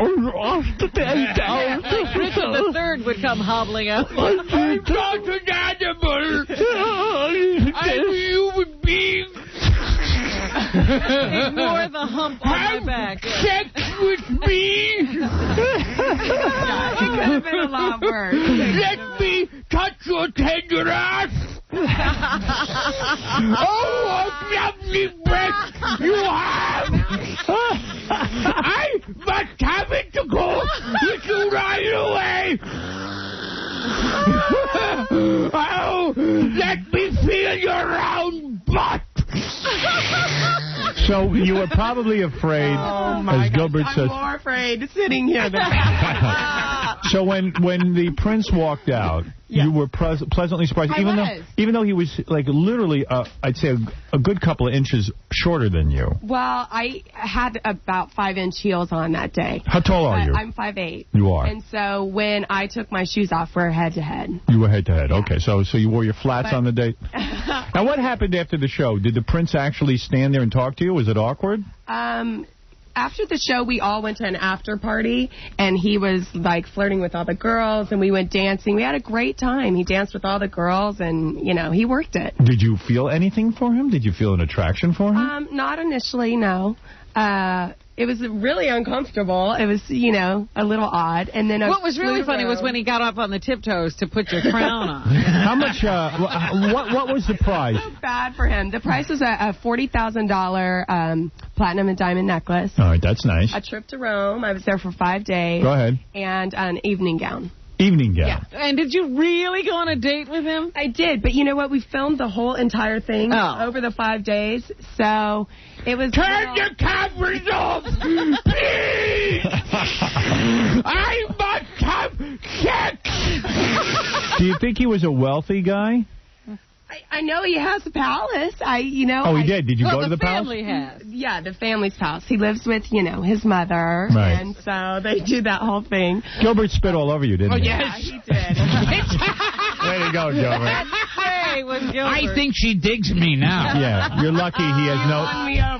He has no diseases because he doesn't have sex with anybody. She would rather have anthrax at this point. So did you... So when you were there with the prince...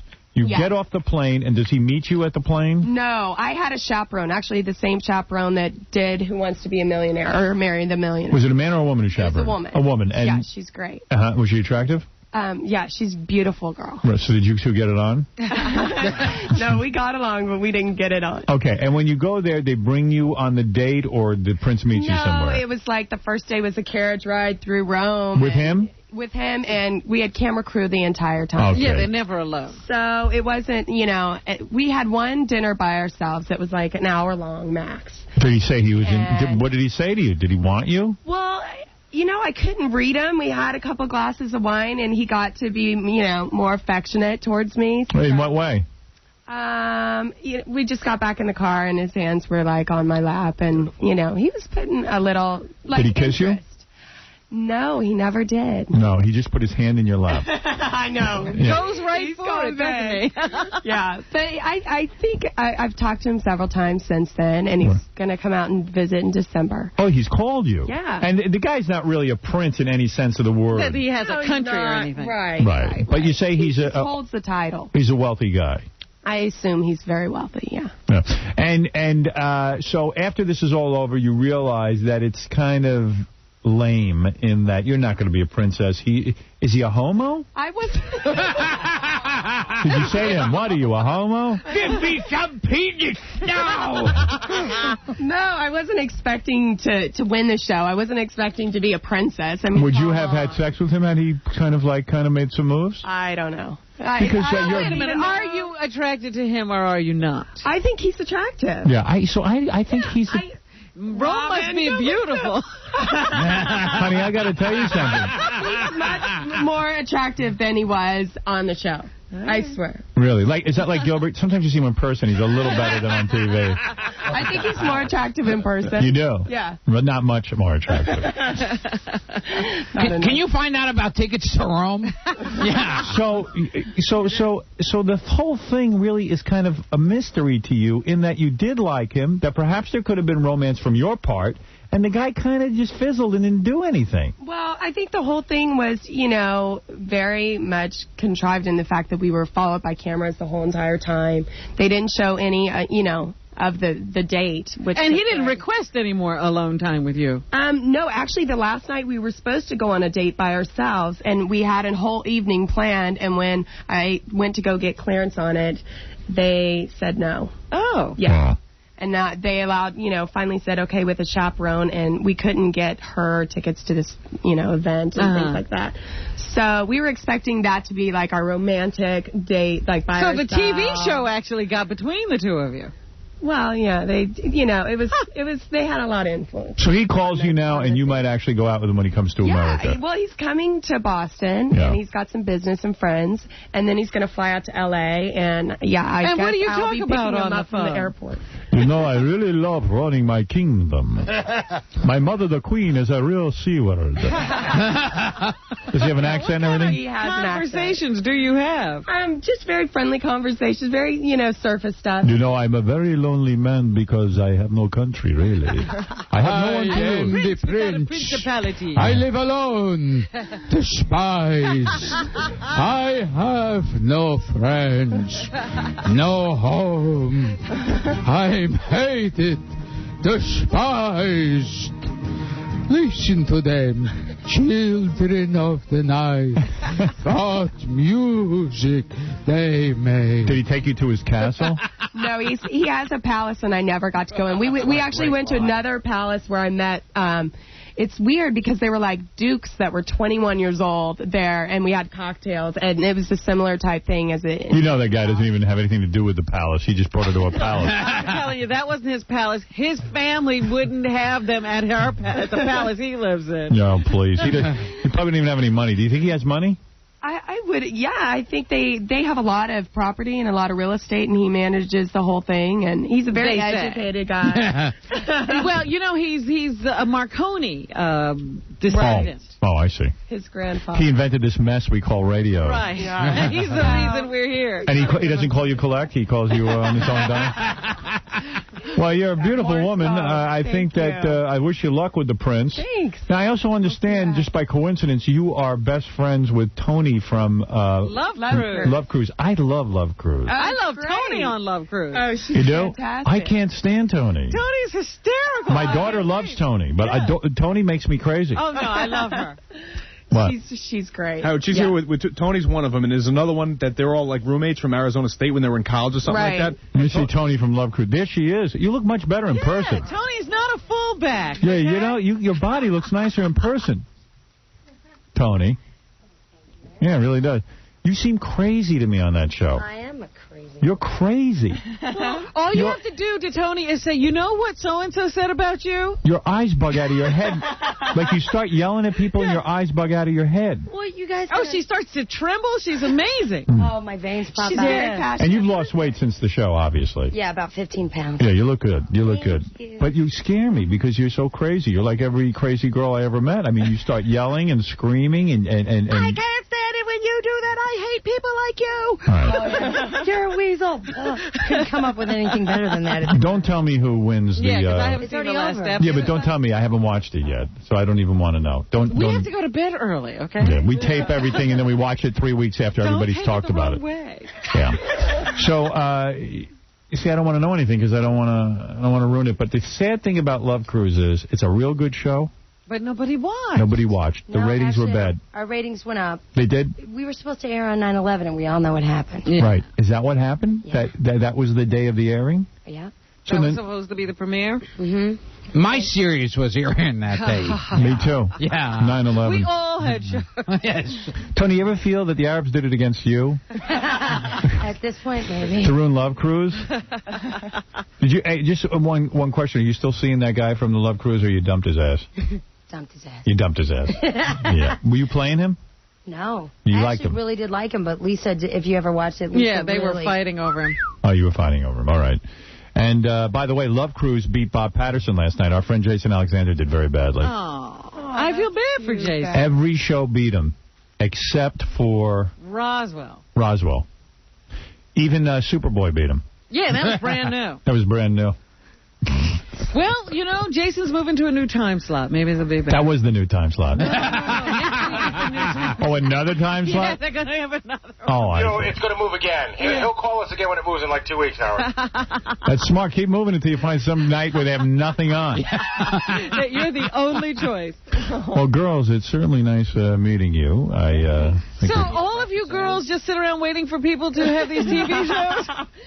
No, this is complete coincidence. I filmed mine about a year ago. Is that right? It took Fox a year to edit it. What do you do for a living?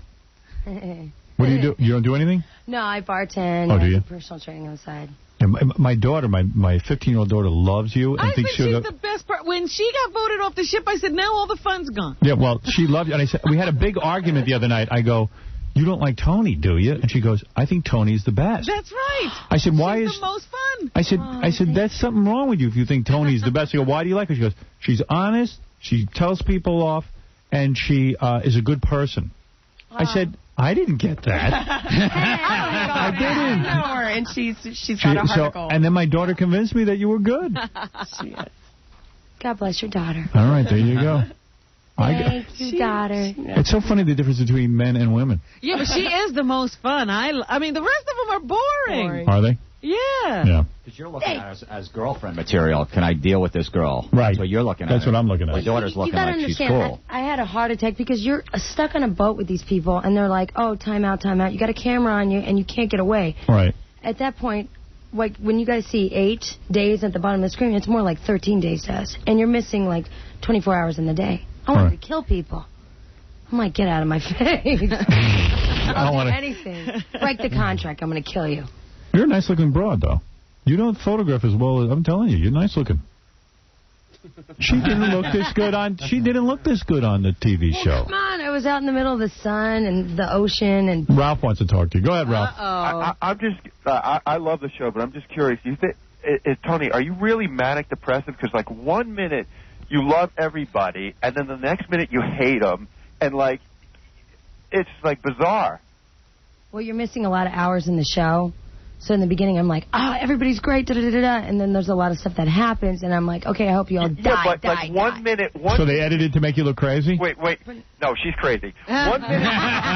1 minute you're screaming at that girl with the eyes bugging out of your head, and the next minute you got your arms around her head telling her, like, how dear she is. And, no, those are cutaway shots. Are you just a big phony, or are you crazy? What is it? No, those are cutaway shots. Those cutaway shots were out of sequence.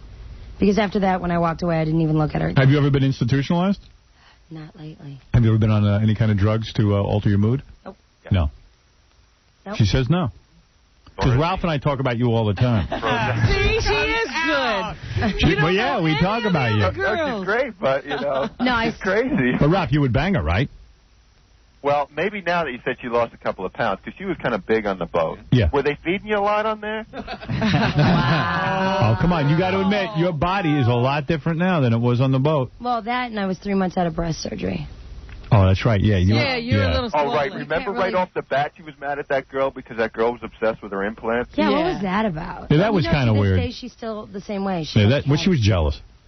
Because you had a nice rack. Attention. All right, Ralphie. You know what was cool about that show, too? That nobody was really that great looking on it. Right. You know, it was kind of like, you know, nobody was like a runaway winner, you know? You didn't think Andrea was really good looking? Yeah. Who's Andrea? Who's that? My best girl from the show. Oh, you still hanging out with her? Oh, she's my girl. She was okay, but there was something wrong with everybody there, you know? Yeah, they were all a little messed up. Yeah, a little bit. Well, the guys, for sure. Yeah. Are you two girls? What about that one guy with his stomach hanging over his bathing suit? Oh, my goodness. Which one was that? Michael. Oh, yeah, Mr. Subway Diet? He's got boobs. Yeah. Is he the Subway Diet guy? He's fat. He's like, we were making fun of him the whole time. He's like, I lost 200. And I'm like, yeah, on the Subway Diet. He needs to lose a little bit more. Yeah, he needs to go on another diet. Really? He needs to go on the Subway. He needs somebody else. All right, Ralphie boy, thank you. Bye, Ralph. You two girls look like you're about to kiss. Are you lesbian lovers at all? No. No? Okay. Hey, listen, I got to take a break. Gilbert, I can't believe you can't bang one of these two chicks. You're a celebrity. Yeah, and I'm a prince. That's right. Well, we're going to take a break. When we come back, Prince and a millionaire. we're going to do a little bit of news for you. Gilbert, you can hang in there, can't you? You have nowhere to go. And I'll be a breast exam. The girls suggest them. You girls need breast exams, either one of you? No, I do myself. You do Unless yourself? you want to go around a bag of water, it's not going to happen. I'll do it. I don't care. All right, we're going to take a break. And we'll be back. Rascals this Friday, and Caroline's next Thursday. Well, you must be really hurting the way you're getting us plugged in. Now, go see Gilbert. He's real funny. We'll be back right after these words. Radio talk show personality, Howard. You're on the air. Stern. The Howard Stern Show. The Howard Stern Show continues after these on WBCN. Hey, Howard. Howard. How you doing? I'm Howard Stern from New York. The Howard Stern Show. Yeah, Joey, you're on the air. Go ahead. How you doing, Howard? Hey, now. How you doing, Robin? Hey. I don't know. I was going to tell you about today. Tom Brokaw got that letter with the anthrax. Yes. Drew Barrymore was in the building with, her entourage and James Woods. They were going to go on a publicity tour of the city and, for their movie they just made. And Drew Barrymore was in the building when he got the letter, and she found out about it. She got all freaked out, and she went right back to her hotel. Yeah, we've read this for 2 days. Drew Barrymore ran out of town as soon as she heard Tom Brokaw got anthrax. Got anthrax. Yeah. I guess Drew was in the building rehearsing Saturday Night Live. What is her problem? I mean... Well, look, Hollywood is full of nuts. If you hadn't noticed, most people there are unbalanced. Gilbert, do you think that's true? No, I'm as stable as they come. Brokaw got upset when Drew Barrymore left the building because he was like, well, I'm the one that touched the anthrax, not Drew. She's trying to steal my headline. No, don't forget about me. I've got the anthrax. What's he doing in the middle? I've got the Ebola virus. I've got leukemia. I've got Vietnamese syphilis. My balls hurt and my nipples are sensitive. No. Well, yeah. Do you think that he really touched that envelope? I think he's milking this thing. He doesn't ever... I think everyone wants to put white powder on their hands for press. Right. But he doesn't ever say, he did X. He says, I think I did. So if he touched anything that did, it doesn't matter. Right. High-pitch Eric, you're on the air. Hey, Howard, how you doing? Hey. Before Anthrax, he had a deep voice. I just want to say, I love Gilbert Godfrey. Aren't you lucky, Gilbert? Gilbert, you're the best. The girls ignored me, but high-pitch You should have seen, during the commercial, the 3 hot chicks that were in here were taking pictures with us, and I tried to call Gilbert over so he could... Because I know he's trying to always get girls. He's just watching this whole thing. I introduced him to the girls and everything, and nothing happened. Nothing. Disappeared from the conversation. What happened? Yeah, Gilbert, you know how everyone assumes, like, just because you're famous, you get girls? You don't. Yeah. Gilbert, you're the best, man. I want to take you to a Thank you, Mickey. I want to take you. Hey, Gilbert. Gilbert, I want to hang out with you one of these days. Are you inviting Gilbert? Thursday. Are you inviting Gilbert over to your apartment? If you want, yeah. You know, see? And you thought I didn't have a swinging love life. You know that high-pitch Eric will invite you over, he'll drug you, and then open up your brain, like at the end of Hannibal 2. And eat it. And eat your brain. Hey, by the way... I want to hang out with Gilbert, man. He's funny. Donald. I love you, Gilbert. Gilbert, you want to hang out? Hey, Minnie. No, he doesn't want to hang out with you. I went to see a movie yesterday. Yes. It was the new Johnny Depp movie. Called From Hell. And I liked it. Really? Yes, I did. It's good. It's good. Better than The Cell. I love The Cell, but yes, better than The Cell. Thank goodness. The movie, although Marshall Fine wrote me a note, he saw it because he's a critic, a film critic. He thought it was a good movie. He thought that Johnny Depp walked through it. I didn't think that at all. I've been hearing that he gave a good performance. Great performance. I like Johnny Depp a lot, and the movie's good. It's the story of Jack the Ripper, who, as you know, used to cut out the private parts of women and kill them. And what's the bad part? I'm getting to that. Gilbert's collection of private parts. Yeah. That's why you never meet girls Gilbert went out with. What is it? I liked the movie a lot. I thought Johnny Depp was really good in it. Yeah, I know. I was surprised to read Marshall said that. But that was the character. Yeah, he was an opium freak. It was low-key. Yeah.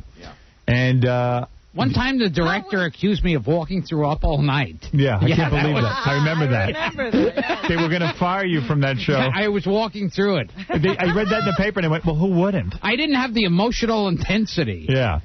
So, Jim, you saw it too. Yeah, I liked it. I thought it was going to be gorier, but then you know what I mean? It was very gory, I thought.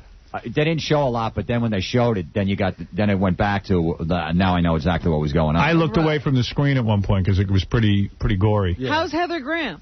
Heather Graham doesn't have much of a part, really. She plays a prostitute, and all the other prostitutes look like real whores, like really gross. Yeah. First of all, the other prostitutes are all 45 years old and missing teeth. Yeah. She's 21, has perfect makeup, and is the hottest chick in London. Yeah. And the ugly one's getting all the customers, not Heather Graham. Yeah. Heather Graham can't get laid. Can't make a living. Yeah, nobody's going after her. No one's going after her. Oh, yeah. no. But the movie's pretty good. It's a good story. I like the way it was directed. Like I like the look of the movie is really good. Very Tim Burton-esque, I thought. I well, thought it's so too. the Hughes brothers, and what did they do? Menace to Society. Yeah, okay. Yeah, they made a good movie. It's good. I really enjoyed it. Menace to Society is a great film. Yeah, so I recommend it. I give it 2 thumbs up. Good date movie. Good date movie is? I don't think so. Jim and his girlfriend seem to be having a good time. Yeah, really? She was so horny after the movie. She wanted to have sex. She cut out her private parts afterwards? What, does air make her horny? Anything does. She's one of those girls who wears like a size 2 toddler pants. You know what I mean? Yeah. Yeah, I described her outfit to Robin earlier. Yes. So anyway, I recommend that movie. I liked it. And I think it should do well. I don't know if there's a God. And want to do some news? Yes. Yeah, and I'll announce the winner of the F-Emmys tomorrow, the one that the audience voted on. Okay. And I think the results will surprise you. Gilbert Godfrey. Voting's over, though, so don't try to vote. Yeah, voting's over. Gilbert Godfrey next Thursday at Caroline's, and Gilbert Godfrey this Friday at Rascals in West Orange, New Jersey. Are they going to rerun my episode of Son of the Beach? Because that had to do with Bin Laden. As a matter of fact, there's controversy. I heard that FX won't... Are they pulling those? I heard they pulled Gilbert's episode that had to do with Bin Laden. I think it's the best episode ever, and also it's a great thing to make fun of Bin Laden. So I'm going to find out for sure, because I heard that. I think I read that in an article somewhere. That FX won't air the one where Gilbert's goofing on Bin Laden. Right. And I think it's certainly timely, actually. It has Bin Laden with a goat in a dress. And, I mean, it's not complimentary. Yeah. And you even call him Bin Laden. Oh, yeah. So it's very funny. And Gilbert plays a rabbi. Right. And he has a daughter who's into Chip Rommel. Yeah. Yeah, who's the big German guy. Right. And I think it's perfect. So I heard they're not re-airing it, but I hope they do. Oh, that's insane. It is. Yeah. Well, it's just, I heard they won't play Walk Like an Egyptian on some radio stations. Is that right? Yeah, there's a lot of songs they won't play. Yeah. I didn't know that one was on the list. Yeah. Gilbert's very upset about that. Gilbert's probably mad because he won't get his residual. Yeah, exactly. Gilbert's mad, too, because he's a big fan of Walk Like an Egyptian. Yes. I have all our albums. His last album was... What was the name of those girls who put out Walk Like an Egyptian? Bangles. The Bangles. Gilbert's a big Bangles fan. Yes. Also, I do have a trip to give away. If anyone wants a trip for two, including airfare and hotel to the WWF SummerSlam pay-per-view on Sunday, October 21st in St. Louis, Missouri, I could give you that. But I don't know how to give it away. I mean, I don't have time for a full contest. Right. Just call in and you'll plunk down the phone and give it to All right, here. Brian? Yes. All right. You win. You win. All right. What did I win? You won WWF SummerSlam. Oh, great. You're going to go to St. Louis, Missouri, Sunday, October 21st. Call your local pay-per-view provider to order air and hotel courtesy of Priceline.com. Great. Does that excite you? Thank you. I'm excited. I just excited all over myself. I have to go clean up. All right. Nobody ever cares. I know. Unfortunately, you have to fly there. If you start walking now... You can take your car. You could get there. All right? So you win. Hold the line. Okay. Give them the trip, guys. Robin, what's in the news? Well, you bring up an interesting story talking about flying. I understand that one of the pilots yesterday or the day before, he came out of the cockpit with his axe. And he stood in front of the plane. And he said to the people on the plane, okay, folks, if somebody tries to get through this door, you have to do whatever you can to stop them. Don't even go any further. That story's been going around on the Internet for weeks. Get out of here. Yeah. That's an Internet story, too? Yeah, that's an Internet story. It's not a true story. The passengers applauded. But I know it's true because my cousin is the president of the airline. And he said...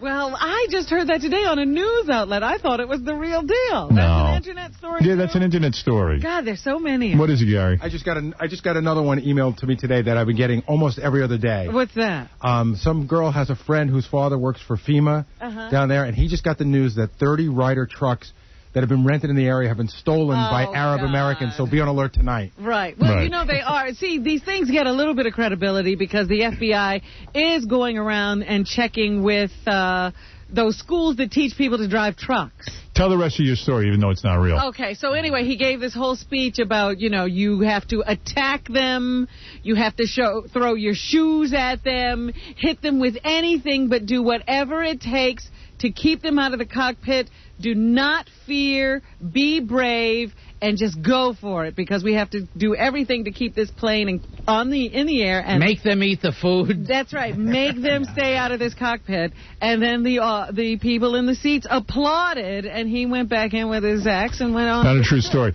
But it's a good one. This guy has a Gilbert story. Go ahead. Oh. Maybe this is true. Yes. Well, I got to ask Gilbert.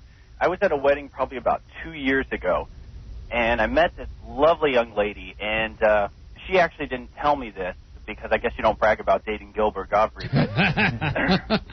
But a friend of mine told me, and I just want to see if Gilbert could confirm this, that she actually ended up breaking up with him because he was so cheap that he actually didn't have any furniture in his family room. He actually had lawn furniture. Yeah, that's true. That's true. That is true. That's like the story that you get from this show all the time. Yeah, we talk about his lawn furniture all the time. Oh, wow. All right. Yeah, Ralph, what do you want? Claiming that's not true. Yeah. You know, what was really weird was, we went to that roast thing, and Gilbert killed, and he's screaming and yelling the whole time. He's hilarious. And then, so we're at this after party, and Gilbert's sitting at the table, and I'm at this table, and there's all these cute girls there, like 3 or 4, and they're all drinking, everybody's having a good time. And Gilbert's like sitting there like a rock. Doesn't have anything to say. The girls are telling him how funny he was and everything, and he has no rap whatsoever. He doesn't even talk. He doesn't even attempt.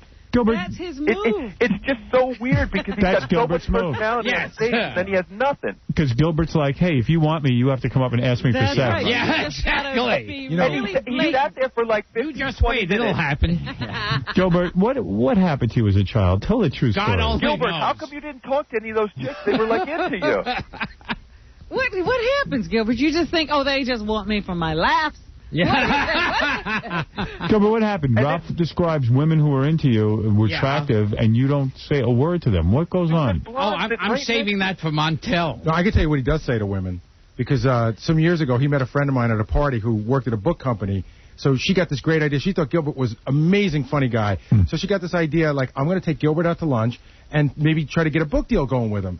So Gilbert calls her at the book company, and the first thing he asks is she paying for lunch? And the second thing he asks for, will there be fellatio? Except he doesn't use that term. Hey, Howard. Yeah. Seriously, do you think Gilbert's gay, baby? Do I think what? You think Gilbert's gay?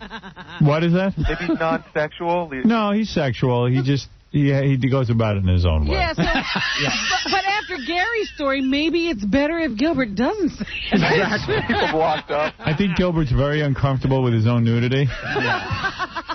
Well, that's understandable. Not as much as other people are. When you make love to a woman, do you get naked? No, I wear a suit. Gilbert, you're not hooked up anymore? You're single again? You still have the girlfriend? What? Oh, yeah. I'll be talking about my private life here. Do you still have the girlfriend? Oh, my goodness. No, I'm going out with Daryl Hannah now. No, but if you still have the girlfriend, you guys have been together like almost 3 years then. Yeah, is it time to get married? Is she hot, Gary? Yeah, she's cute. She's very cute. Yeah. Bro, you probably met her. She's very cute. Gilbert, do you break up with her around her birthday to save cash? Get back together. He's doing that, right? Yeah. He calls her on New Year's Day to make up. Yeah. All right, thank you, Ralph. Yeah, Christmas and birthdays, we break up. I think Gilbert thinks if he acts autistic, that the girls want him. You know what I mean? Because that's how he sits when girls are around. Yeah. They're like, oh, I'm going to go talk to him. What is it, Muhammad? That's a good rap, though. Hey, where's Howard at? Right here. Right here. Hey, Howard. Yes, Muhammad. Who do you think you are? Who do I think I am? Yeah, who do you think you are? Well, that's a tough one. Well, I think I'm sexy. You're nobody. In an unconventional way. I'm a man. I'm a father. I think I'm sensitive. I'm hardly selfish. I'm hardly a nobody. No, they got me a recording. I think I'm complex. You think you're complex? I think you're a gay Jew boy that don't know nothing. Thank you, Muhammad. All right, Matt, go ahead. Oh, yeah, I live in Gilbert's neighborhood, and I saw him at this grocery store, which is probably the cheapest grocery store in the neighborhood. And not only did I see him in there, but he was at the front clipping coupons, the coupon book. Is that true? You swear to God, and it's pretty much like I was embarrassed to go in that grocery store and to see him one level below me in the same grocery store clipping actual Do you really coupons. use food coupons? Yeah, and then I started yelling at the woman behind the counter saying, wait a minute, you only gave me 10 cents off. It's 11 cents off. I don't believe he would even take the time to clip coupons. Go ahead, Robin. Continue with the news. It's hard to tell what. I wouldn't buy the paper. I have a question for all of you since you're experts at this. A little boy in Chile, a 12-year-old boy, was caught masturbating in class. Are you a little boy in Chile? Were you, Matt? And they say this is normal behavior for his age. Is that normal behavior? And they are upset because he was expelled, and they want that expulsion overturned. Well, you could get a lawyer and take that sue. case. You're going to sue? His parents totally disagree with the punishment and think the school should have explained proper social behavior. How old the boy? 12. Are you 12? 12's a little old to be masturbating in class. Don't you think? Yeah. Yes, you should know something better. wrong with a kid who does What's your teacher's name? But what do you do with him? Do you expel him? Yeah. Oh, okay. Of course you do. Tie his hands down. A Texas apprentice electrician has filed sex discrimination charges against his construction company, saying co-workers tied him to a pole and spray painted his genitals. So you see, hijinks are still going on. And you know what? You know Gilbert's laughing at that, but that's happened to him. Yeah. You know, kids in school did that. You know, really bad stuff happened to Gilbert in school. Well, that's why it's so much fun when it happens to someone else. I know. The Houston Chronicle reports that this 24-year-old says the incident happened last month when two other workers used tape to tie him up and then spray painted his private parts with orange engine paint. I wonder what that was about. Gilbert, what's the worst thing the kids in school did to you? Seriously, as a kid growing up, you had to be the one who got bullied and picked on. Oh, yeah. I don't remember anything like that happening. Did they ever steal your clothes, throw you out in the street naked? No, I remember they pulled your pants off. So the kids pulled your pants off? No, I remember you were saying. What happened to you, Gilbert? What happened to you? Never mind me. Oh. Talk about your pain. The kids removed his appendix. Yeah. Come here. An X-Acto knife. Did they call you names? Did you have a bad nickname or a... I don't remember anything imaginatively bad. Like the spraying the testicles. I didn't say it was imaginative. Yeah. I just said, I mean, it must have been a horrible experience going to high school being Gilbert Godfrey. Yeah. Or junior high school. Or did they steal your lunch every day? Did your mom pack you a lunch, or did you buy the lunch? You know he packed it. And he had on it, "My name is Gilbert." On the bag. Brown bag. Yeah, filmed it with Gilbert. Yeah. What happened to you? Tell us. I mean, come on. Shared the pain. Yeah, what happened? Did your mom pack you a paper bag? And did you have a sandwich because you didn't like to eat the hot lunch? Oh, I remember at one point they made you couldn't leave school to go home to eat anymore. Oh, you had to go home and eat. Yeah. Oh, boy. So your mom packed you a bag lunch? Yeah, I had a bag.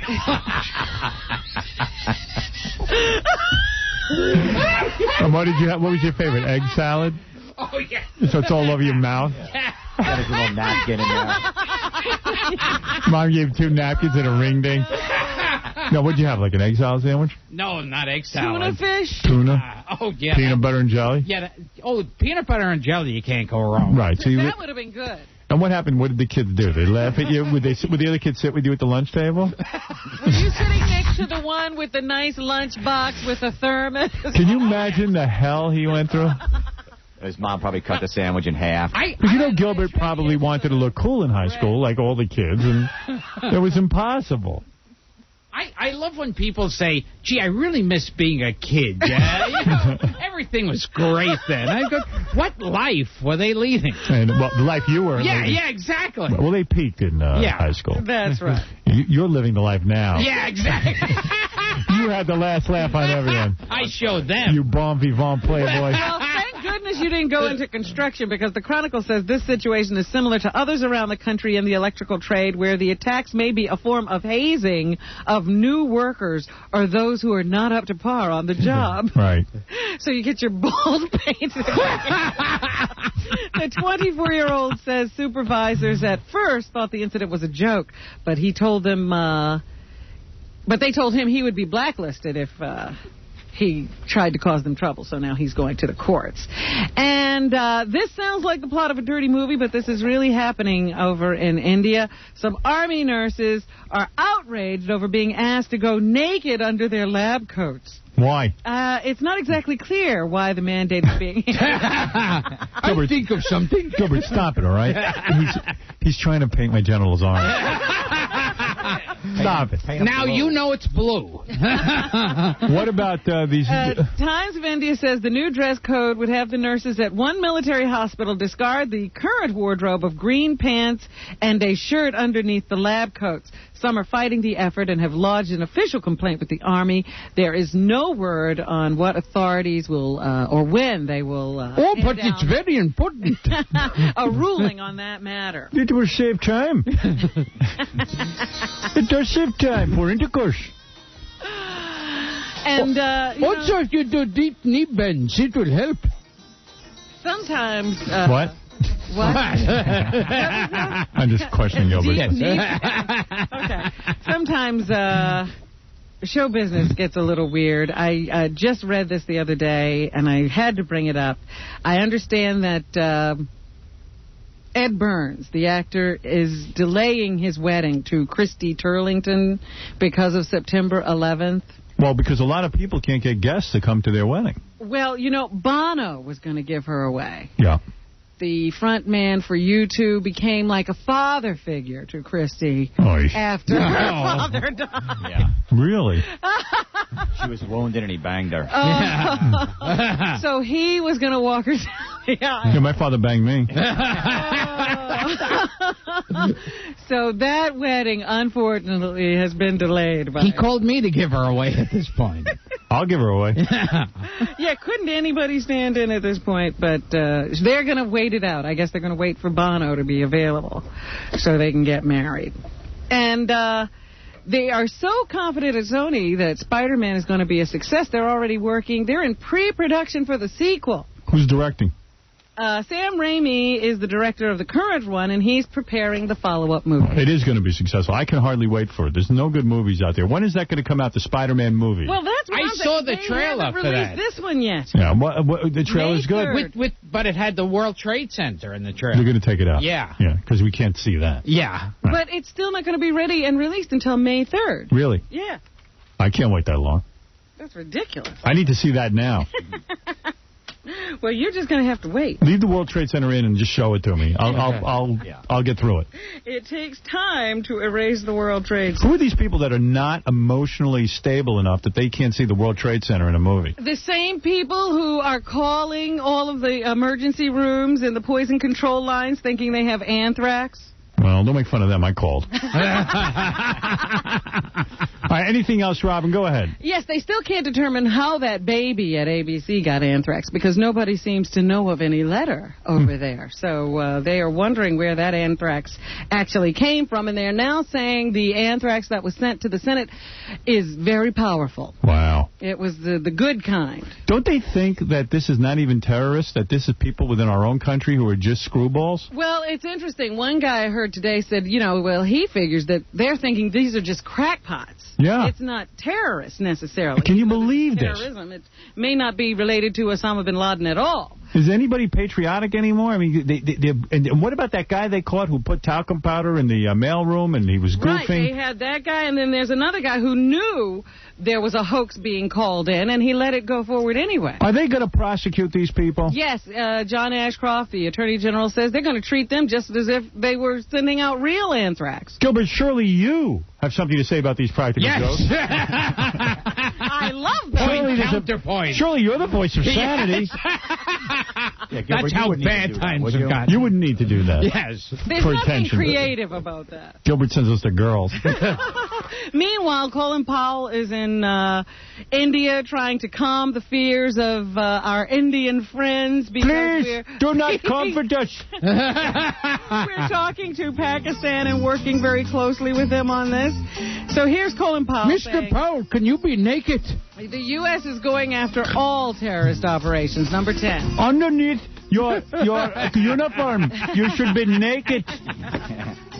And we do not negotiate with the blacks. The blacks, all of you blacks kill cows. You eat cow. I don't like it. My colleagues here pointed out correctly that the problem of terrorism is not limited to Afghanistan. And I assured them that our efforts are directed against all terrorism. The United States and India are united against terrorism. I still can't believe India has an atom bomb. They don't even have, food. I know, but they've got the bomb. Yeah.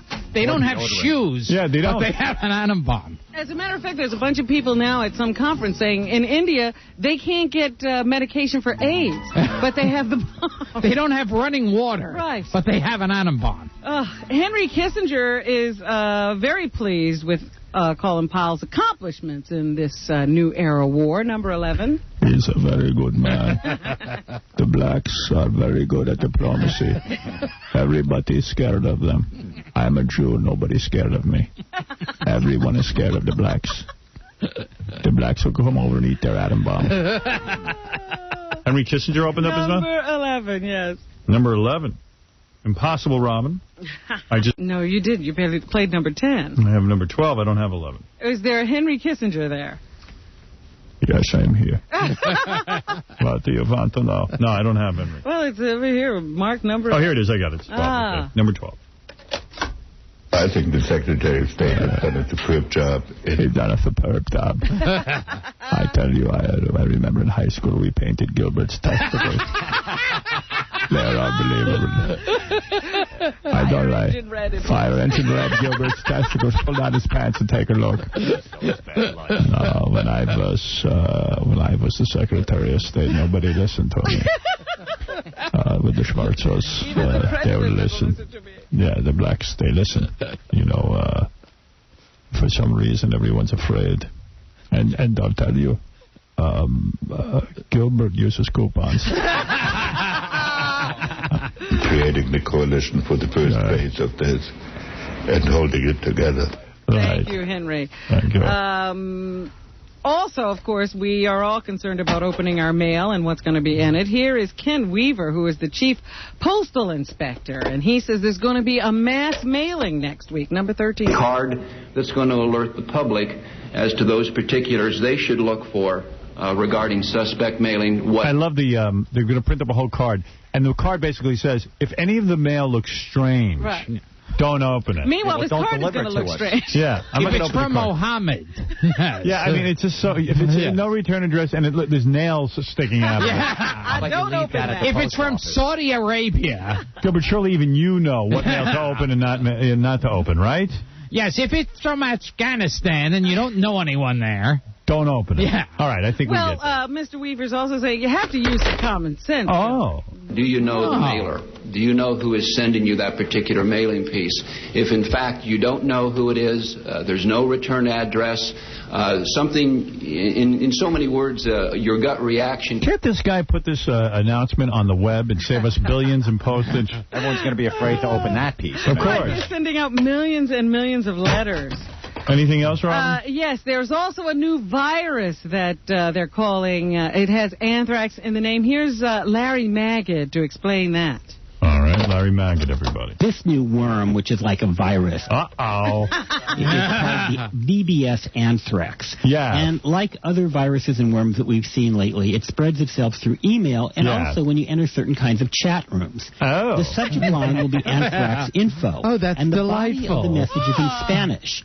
You mean if I chat on the gay hotline or the bondage line? You may get Where can I get this worm? It contains a file, and if you double-click on that file... I see your worm. If you double-click on it, it makes you effeminate. It will then infect your computer, and you in turn will infect other people, and it can possibly damage files. Oh, that would be awful. And my files are so important. Yes. You know who told me his computer got infected? It was Ratso. Oh, jeez. He sent me this warning. He sent me this warning. He goes, my computer has a virus. It attacked my computer files and is mailing them out to everyone randomly. God only knows what people. I wish I'd get a Ratso file. Like there's some kind of brain surgery going on in that computer. Oh my goodness. He can't even use toilet paper in his house. I know, but everybody's getting his files. My luck, I got the files with his Abby Hoffman book, 7,000 pages. Which he worked on for like 20 years. Yeah, nobody heard it. Yeah. Finally, people are getting that book. I had to write the intro to it. And he goes, I want you to read my book on Abby Hoffman and then write the intro. I go, okay, send it to me. 40,000 pages show up. I also heard that there are hacker vigilantes, Howard. Fantastic. It's fantastic. Hacker vigilantes. Yes, and they have launched attacks on the Pakistani computers. You know, they're trying to disrupt all of their computer communications. But the government is saying, no, don't do that. Because if you stop them from communicating via email and the computer, then we'll have to figure out what else they're doing. That's right. They're trying to stop the hackers from attacking the Pakistanis. The Yankees move into the next round of the playoffs against the Seattle Mariners this afternoon. I could care less. Derek Jeter, Tell us about the worm. I want to hear more from the guy with the worm, Larry Magid. I wonder what virus he has. My files look horrible. Oh, dear. No, I know that guy. He's all man, seriously. No, seriously, he is. He is. Is the what position does Derek Jeter play? How should I know? I'm after the worm virus. And it messes up your furniture. He's the shortstop, Howard. Oh. That's lovely. He's looking forward to facing a team that won a record 116 games this season, number 9. All right. I think a lot of people maybe wanted to see this, especially since Seattle, broke our record that we set in '98. And now we stand in the way. I hope Oprah's not preempted. All right, good. Kevin Spacey, of course, he performed one of John Lennon's songs on the John Lennon tribute show here. Marvelous. I wept. He talks about it, number 8. Yeah, it was probably the biggest roar I've ever heard. Please. Okay, here's the bottom line on that. I saw the John Lennon special. Kevin Spacey did a nice job singing a John Lennon song, but here's the deal. The whole special was musicians getting up and singing the music and words of John Lennon. Yes. Kevin Spacey was the only actor to get up and start singing because he had to show off. He couldn't just be satisfied to be the host. Yeah. So he got up with this pretentious moment, and he starts singing, "Imagine there's no countries." He did a nice job, but he had to show everyone in show business how versatile he was. That's what it was about. Me. Look at me. Is that what he's going to say? And this roar from 6,000 people in Radio City Music Hall, literally. Julian Lennon wasn't there to sing, but Kevin Spacey was. Kevin Spacey got to sing. And I liked, he said in an interview he was really terrified to do it, and he was thinking of backing out. It was all this drama. Like he didn't rehearse that for a week. Yeah, like they forced him into it.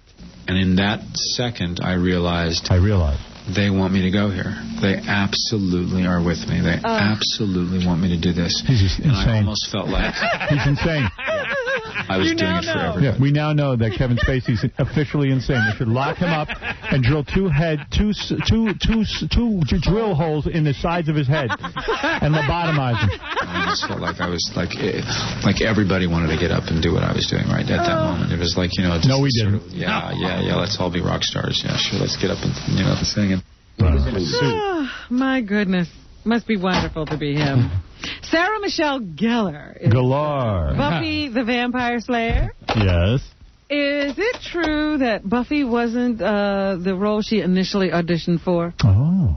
Sort of. I originally had auditioned for Buffy. Fascinating. And then they brought me back as Cordelia. And I proceeded to go through the entire audition process as Cordelia. I then landed the role of Cordelia. They still hadn't found a Buffy, so I begged and went through it. Round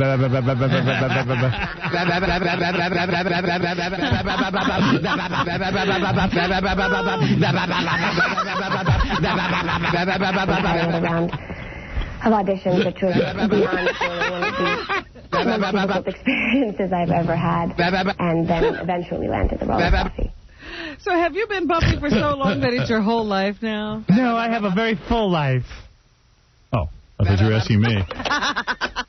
Wonder what if Buffy the Vampire Slayer met the greatest vampire of all, Dracula. What would that sound like? Would he take her on? Oh, I like teenage Kluge.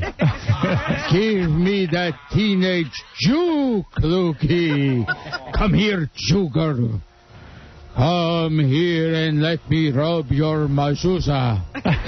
I want some teenage Jew Kluge. No, I definitely... Shut your mouth and give me Jew Kluge. I always have to remember that they're two very different people. It's like she's a close friend, someone that I've been through an incredible journey with, someone who I've been there through. Dracula, would you pleasure her with your mezuzah? I would shove my mezuzah with her Jew Klugi, your little Maki Klugi. I want Maki Klugi. I want your teenage Maki Klugi. Your money-grubbing teenage Maki. Your Christ-killing Maki Klugi. I want your evil let's make money Maki Klugi. I want your hook-nosed teenage Christ-killing, drink the blood of Gentiles, Maki Klugi. Wow. You really are on fire, Count. Dracula. Hey, by the way, see Gilbert Godfrey. You little sheeny, you cute teenage sheeny. Oh, my goodness. Isn't that a movie you're working on, Cute Teenage Sheeny? See Gilbert Godfrey this Thursday, next Thursday at Caroline's, and see Gilbert this Friday at Rascals in West Orange, New Jersey. Oh, my goodness. Ethan Hawke is in Training Day with Denzel Washington. Is it hard for him to watch himself on film? Oh, come on. Yes, it's, I have difficult watching my own films. The other night I was laying in bed and I saw one of my own films, and it was very, very difficult. Once I do a performance, I like to forget about it. When people get to a certain level of movie stardom and everything like that, they get a lot of... Oh, wait. Oh, okay. You got the wrong one. All right, wait. Because I don't want to miss this. I'm hoping I'm right. Because that one would be so different from this one. It's usually about 5 or 6 years before I can really watch a movie and have any kind of idea of what it's really... Put some perspective on it. The movie, and I think about two things. I think about the audience, what are they thinking, and I think about... Gilbert Godfrey naked. I don't care about any of these guys. Oh, goodness. Well, then, of course, you're going to care about Jenna Elfman, who is in Town and Country, which now is being released on video and DVD. Here she is on Getting to sing Happy Birthday a la Marilyn Monroe in that film. Well, the funny part of me singing that song in the scene is that I, just growing up, I would sing it to my parents a la Marilyn. I'd walk in the room and go...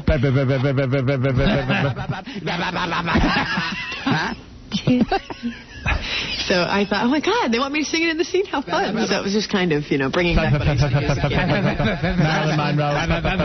Marilyn Monroe. All right. I know. I like that she starts it out, what's funny, and it's not funny at all. Yeah, that was real funny. Oh, it grows on you.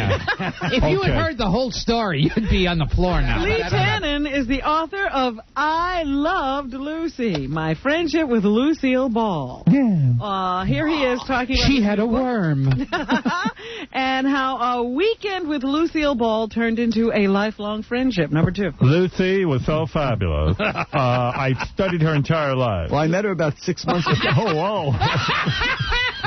I met Lucy earlier for a couple of, just really basically for an evening of dessert. And I had always been a huge fan. I, in fact, collect the dresses of Lucille Ball. And backgammon, we kind of hit it off. I was just in a club picking up women.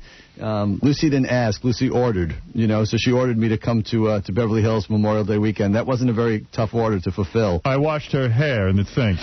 So I dropped what I was doing and went out there and wound up actually spending about 10 days there as opposed to a long weekend. And just playing games and doing a lot of talking and eating. You do, Lucy. Really? It's you again. Can I help you? Yes. My. Staying home a lot, and I coined it being a prisoner in paradise. Paradise. Oh, that's lovely. All right, here's Lee, who says Lucy just wanted to live a normal life. Just normal. Yeah. Leave her alone. She's very very private, and she wanted to be regular more than anything else. And just Jay Prune. She couldn't quite get how to be regular. Like she wanted to go into a movie theater, but then she realized you couldn't speak during the movie. She wanted to do her own housework, so the bathtub overflowed one day, and she tried to, mop up the water with a dustbuster and almost electrocuted herself. Very much like Lucy Ricardo. You want to know how much trouble we are in? I don't mean to interrupt the jovial moment here.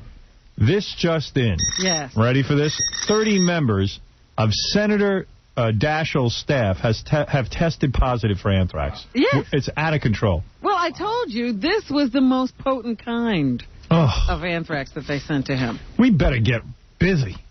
What are we going to do, Howard? You know what to do. You know who to go after.